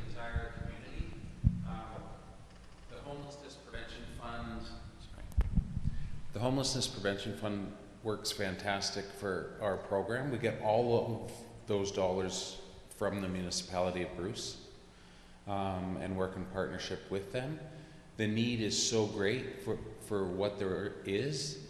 Broadcasting it to the community, like to everybody in the community, we wouldn't be able to serve that number. So we prioritized the individuals in the most vulnerable situations and at that lowest income bracket. So we do have marketing and communications that do put out those consistent messages, but if you've got any solutions as to how to get the word out a bit more broadly, I'm always happy to take them. Yeah. So we see this with the United Way. We go out and we say, okay, it's June, July, call 211, or we talk about donating to our backpack program because we do school supplies. And the first thing that happens is we get an uptick in applications to the program. And then the donors start making the donations. And it's always a catch-22 for charities of going out and raising awareness. We have incredible programs that we've had that we don't tell anybody but the recipients we have. Because if we went out and said, hey, we have a bed program for people who go from homelessness to housing and we'll buy them a brand new bed, there'll be a line up at the door of people going, I need one too. And we just lost that funding. I just lost $60,000 because they changed the funding formula for that grant and we didn't get it. So I don't have that program anymore. We used to buy appliances for people who are going into housing, and if the housing and landlord didn't supply them, we bought them. That's gone. $60,000 a year. We've had that grant for 7 years. And that's the challenge and the push-pull of charities of going out. And then the other challenge for charities is restricted funding. So if I say to you, please donate to the backpack program, and Jackie gives me $10 to the backpack program, that $10 goes strictly to the backpack program. I can't go and use it for somebody's utility assistance because Jackie wants it to go to backpacks, which is absolutely fantastic. And it's great that people have favorite little projects, but then it starves the oxygen of the main part of the organization. So when you make a donation and you give unrestricted funds, the organization then can go, you know what, backpacks are doing great, but we're a little low on furnace oil, so we're going to top up this fund. So the YMCA does have the ability to target donations. You can pay for recreation memberships at the Owen Sound Y. You can pay for this. So go make that donation and just say, hey, I want this to go to Matt Schute's housing program to help him. I want this to go to the United Way to help with the utility program, the backpack program, or just give it to the United Way and just do what they do. You know, make the donation to Habitat, make the donation to the Salvation Army. Because the worst thing you can do to a charity is lock it down. And, you know, we have, you know, Alice and I have a mutual friend with a program in Owen Sound where they had a donor who said, this is for food and only food. You're not to spend it on staff or electricity or the stove to cook the food or the pot to put. And it's like, well, what am I cooking? You know, am I slicing cucumbers? Because if you starve the charity of the work that they need to do, that's the challenge. So unrestricted funds for any charity is better. I mean, CMHA has fundraising as well. I should say that too. So when you're looking, I've been cut off. Microphone. I can be loud. But that's my advice to you for anybody who's looking to understand how to donate, where to donate. Every one of us absolutely will take donations and to support those programs. I know Matt loves Tim Hortons cards to give out to people because we've bought them for his program as well through the United Way. We funded tools through Habitat for Humanity, and then we call them up and go, hey, we need a favor. And they're there for that as well. So supporting your local charity is really, really important. I just want to comment on the awareness of the programs. We have a really good community of helpers who I know with Bruce County Housing with our Housing Stability Fund. They help with rent arrears, utility arrears, moving expenses. And when you talk about getting the word out, anyone who knocks on a door and asks for help at any of these services, they all refer them and know where to refer them to us. And we have a yearly budget for our Housing Stability Fund, and not very often do we have a lot of money left over. So there's lots of people accessing that, and I think it's because of the wonderful people in our community who are helping and know where to refer. And then people who have talked to Tabitha in the past and have worked with her, the next year if they're struggling again, then they know to come back to Tabitha. So it is word of mouth, but I hear you as well. And I know with Bruce County Human Services, we don't do advertising. So that's, maybe we need to get some cards out or some information. No, I was actually thinking about the funding to go to you guys. And wondering what's the best way to do it, not the other way around. We can't take donations, just put that up there. I'll bring it to one of these people. Thank you. First off, thank you to everybody who has a part in solving this problem, whether you're here and donating or whether you're the champions up there. I think it's pretty special that we live here. I happened to have a conversation about 10 days ago with a candidate in the federal election. I'm going to be careful not to identify that person. Candidate was Huron Gray Owen Sound, so it wasn't one of ours. And I happened to talk about the partnership between the town and Wilson and Habitat for Humanity. And the response there was, when you build it, all our problems will come to you. And then you'll be sorry you did. Now that was from a candidate. Anybody want to respond to that?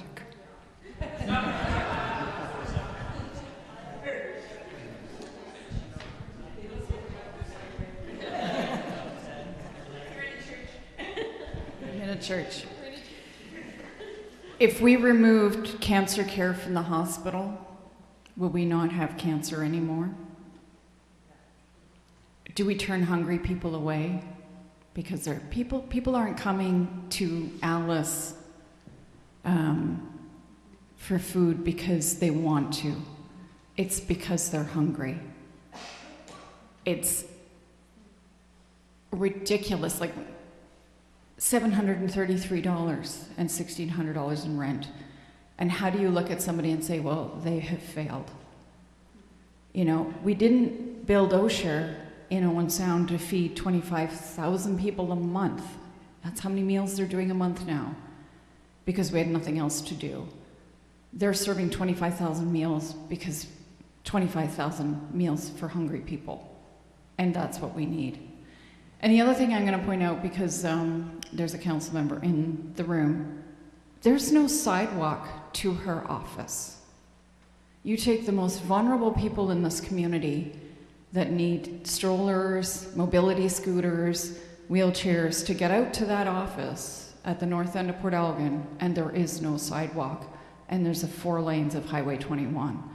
So you want to talk about something you can action fairly quickly in this community, is saying that the resource that's available in that building and connecting those people together is enable them to get there safely. Instead of having a car culture where there's no municipal transportation, there's no bus, you can't even take I was gonna say rollerblades, but that's dating me, skateboard, out to that building. And that's where they need to go to get help. We've taken the intake for Ontario Works to a central intake in Toronto. You have to phone Toronto now or go online. And if that's a barrier for you, you can go see Marie and she'll help you with those digital skills, absolutely. But if it's really, really overwhelming, you need to go to their office and they'll sit and they'll walk you through it, because they've taken away the local ability for them to do it unless you show up and ask for help. But there's no sidewalk. And what does that message send to those people in the community? What are you saying about how they're valued? What's their priority? And think about what you're building in this community. that has a fee to participate. You know, there's a new rec center going in, and that's fantastic. We need recreation. But we don't have a sidewalk for people to go where they can get the most help when they need it. And that's part of the culture that needs to change as well as here. So when somebody says, if you build it, they will come, awesome, because they're great people. And when they get their feet underneath them, they become volunteers. And they access the food bank on the 3rd week, and on the 1st week they donate because it comes back. And that reflects more on who that person was than anybody else. The smallest donation I have ever had in my hands was 25 cents. I was driving O'Share's van, it's a long story, and I jumped out of the car to do that food rescue thing. And a gentleman said to me, "Do you work for the soup kitchen?" And I thought, oh, you don't need to know the whole backstory. I said, yes, I do. Today I work for O'Share. And he said, "I want to make a donation." And I knew he was unhoused, and he gave me a quarter. And I took that quarter back to Colleen, and I said, "I have a donation for you."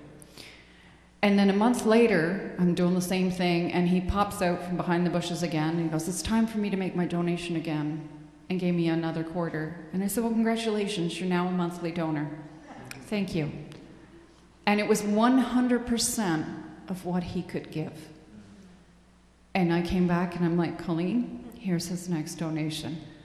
And we know from the people that we talk to, we're out in the community doing things. I'm unloading a car, or I'm throwing things in the United Way building. There's a delivery outside. And if they're walking by, they grab a box and they help as well.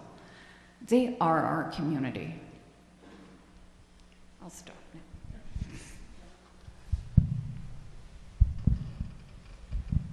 That's an interesting comment from one of our elected officials. Back in 1993, our federal government got out of housing to balance the budget. John Chrétien with Mr. Martin, sorry. There's a book called Our Crumbling Foundation, written by Gregg. He was a CBC reporter, and he wrote a book. And it's a really good read because he traveled around the world. He went to Korea, went to Japan, France, England, all major countries, and they're all involved in housing. Norway, for instance, has eliminated homelessness completely by being involved. We're one of the only countries in the world that is not involved with housing.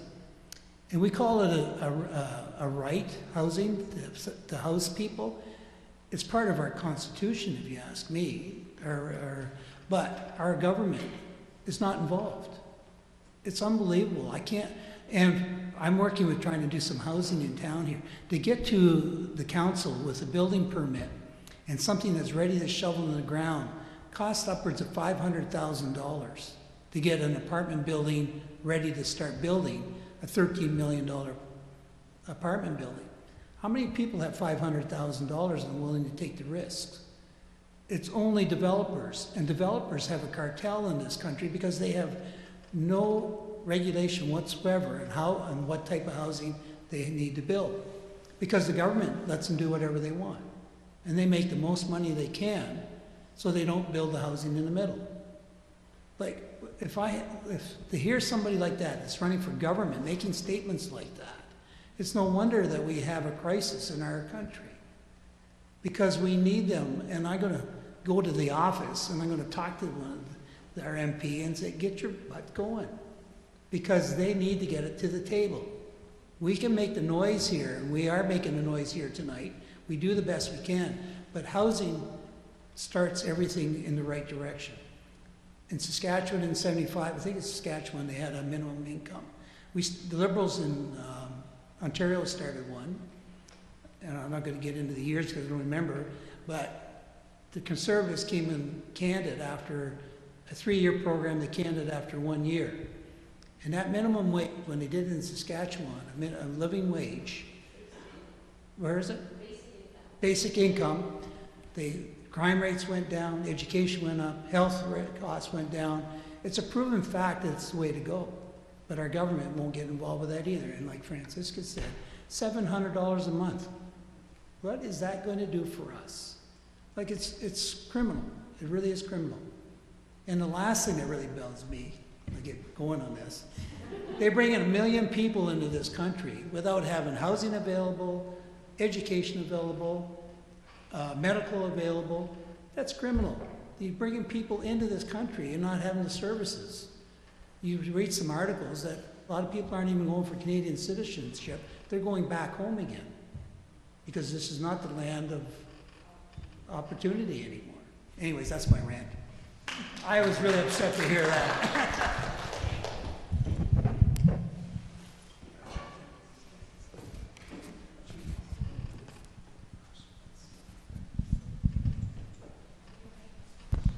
I just had a question for our police chief, Chief Zettel, because you're on the front lines. You thought you were going to get off scot-free tonight, didn't you? You're the one that's out there and seeing on the ground what's going on, and I wondered if you could just sort of give us a little bit of a current update. Sure, yeah. We have definitely seen an increase over the years for all the, for the homelessness, for the concerns on the streets. I'm going to give a plug to everybody that's up here. I didn't purposely give a talk because we are just a conduit for all these resources that are up here. We have a backpack program that we get the backpacks from these guys. We have the gift cards, all these different things we hand out, so just kudos to them, but thanks for all the help.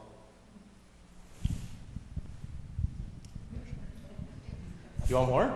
How many people do we have on this trails and everything? I can't give you numbers because I don't know what they are. Yeah. But do you find them there, right? We do find them there, 2-on-1. We help with those that we can through donations. What else have we done for Jessica? We just started one the other night. Like last month when we started having those talks. Yeah, you had a town hall. Yeah, and I said we don't really have, the police don't have the solutions. We're just using all of our resources, helping to put those people in touch with everybody on this panel. That's what our job does. And the Rotary clubs, churches, all those donations we funnel towards those that need them in the emerging kind of sense. And also, Kevin is a regional police force. You're the conduit, but you are an excellent group of people that really help our community by being that conduit to these individuals and getting to know them and getting to understand what their needs are and helping to get to the right people. So I really do appreciate what you do. Thanks, John. It is a problem around here. We have, I've been here, sorry, Emhart. We've had Emhart, so with Brian, we've had her at our station now for, mobile mental health addictions response team. So we have there that when we go to calls now, when we have somebody that's in crisis, the police can't solve those problems all the time. We'll set them up with Rian, and she'll try to put them in touch with all the contacts to help them out and make things a little bit easier moving forward. We've been asked to do a lot of things. Our call volume is probably 13,000 a year, and with all the different resources and training we need, we can't do it alone. And that's why we rely on Emhart, housing. Rotary Club's been huge, like that benevolence fund we have. We've used our benevolence fund, I think 130 times in the last 4 years. That's providing taxis, emergency housing, food, taxi rides, clothing. We have a great clothing fund. We take money from the Rotary clubs, from the churches, and we go shopping, and when people come in and they need clothing, we'll provide them with clothing. We have kind of one size that fits like all the different sizes in our back office. Coats, somebody talked about the coat program. We have coats that we hand out. Backpacks, packs for kids. We have all these things, and it's not the police that do it, and that's what I kind of want to stress is that I can't go up here and give a speech and say, this is what we do. We are just taking all the resources from this fine group, and we're disseminating them to help people out. So that's kind of our job, and it's like a phenomenal community. Stacy Gordon, our media officer, she's amazing. All our food drives, pet food drives we've had. I don't know the numbers for food, but at Christmas time with the food drives, the toy drives, pet food drives, all that stuff that we give out is just us being, again, a conduit that we'll spend our time, we'll volunteer to bring these things in. we'll give them to the people that need them, and then we'll help also disseminate them. Many with the dinner by donation that we had, Tim Benchishan helped organize that. I think there was $2,500 in gift cards. And then $5,000. It doesn't just go to our food bank here, it goes to Saugeen First Nation food bank as well.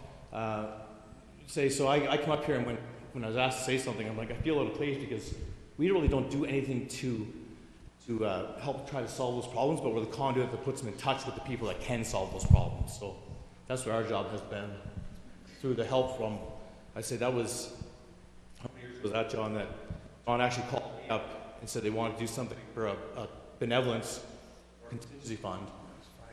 And that's been amazing. Like we've used that over 130 times, and the difference it makes just in the moment is huge. We can actually help people out in their lowest low, because that's when we see people. And like everybody said here, these are all people. We all bleed red because we all want to help each other out, and they're a hard time. And some of those people I still talk to every day. They come in and we have a coffee. We'll hand stuff out to them.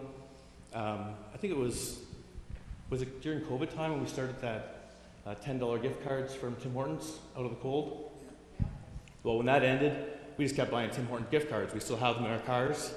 So when we see somebody that's in need of a meal, we'll give out a $10 gift card. And when we run out, we buy more, and we just keep handing those out. So we try to shop with a cop. Yeah, that really helped to fill up the food banks as well. Yeah.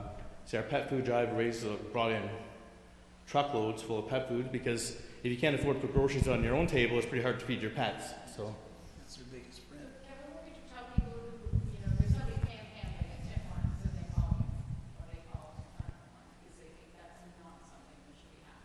Yeah, we get those calls a lot. It depends on what kind of aggressive manner they're doing, but those are people that need our help, so we don't approach it in an enforcement kind of approach. We go out and we try to give them the resources they need, and that's where we say we'll help them out. A lot of times it's the hours in the morning where they're sleeping in the bank vestibules, but around here we don't have shelters.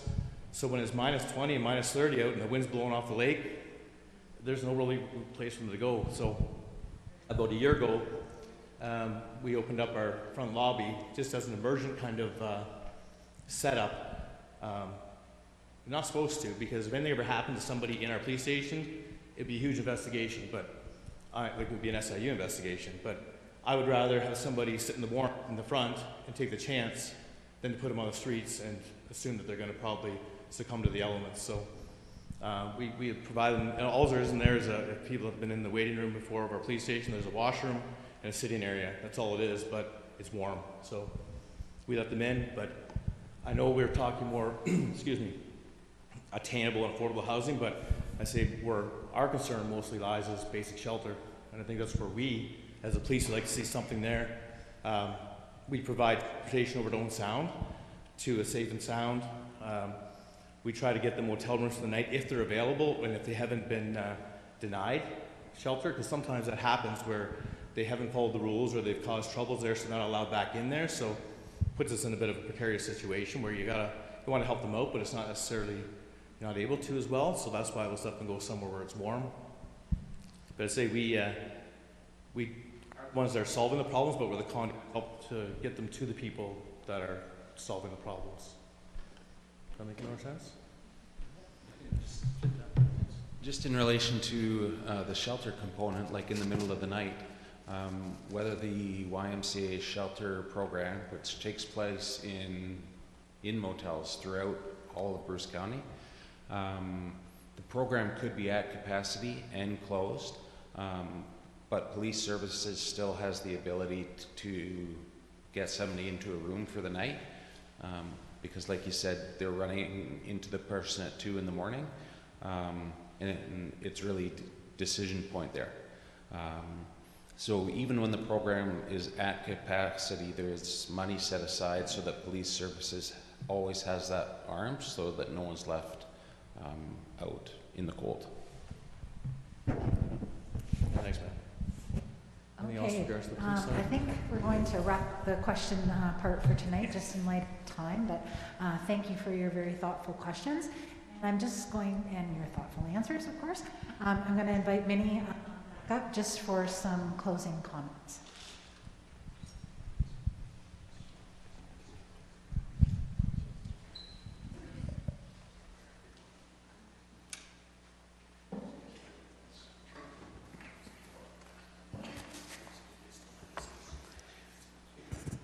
Thank you for staying and listening and for your support. The whole purpose of tonight, I had some people ask if this was going to be telling us what housing was being built in Saugeen Shores, but I think if for those of you that have stayed and listened, you understand that housing is just a small portion, but without housing, we have a lot of services and resources that are needed within our community. I agree with Francesca and the other speakers that have said, part of what we want you to do tonight is become an advocate. So we have a sign-up sheet at the back. It doesn't mean you have to come to meetings, but it does mean you're able to say, I'm a member of United Housing for All when you write your members of government at various levels. It shows support for this group, and it also helps us when we want to put together events or get word out about a situation or a cause that we need. We need support from the local community. 6 people sitting at a committee can't do everything, but with you going out and talking to your council members, talking to your representatives provincially and federally, talking to your neighbors, talking to your family, your co-workers, your friends, and explaining to them what the impact of not having affordable housing is in Saugeen Shores, it will go a long, long way to moving.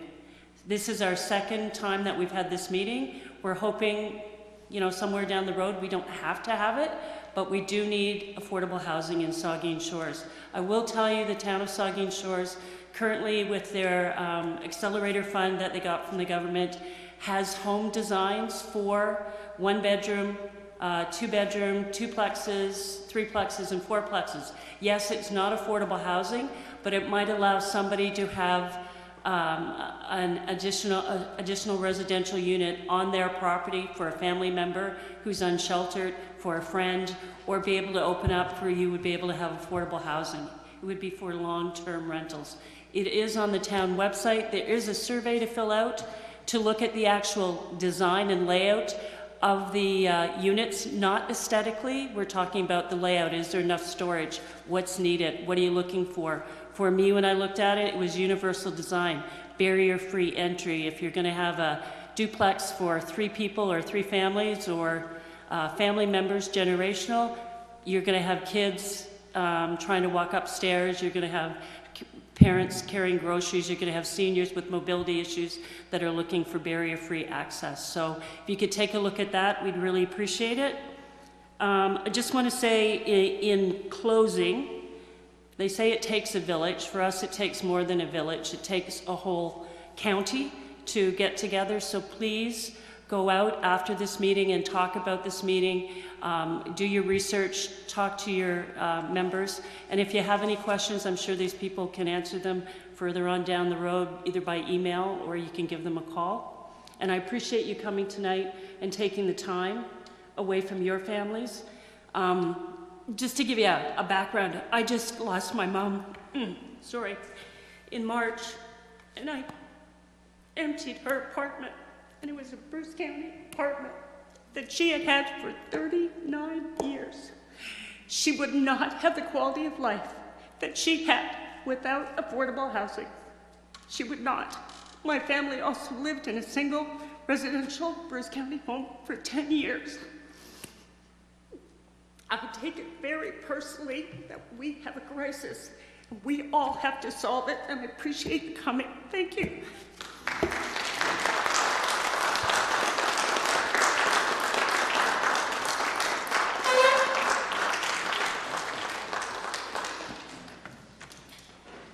Thank you to everybody who was able to come tonight.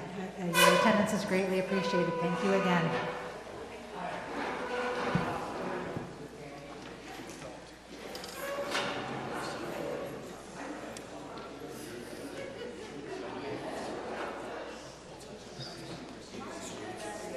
If it weren't for the groups they had,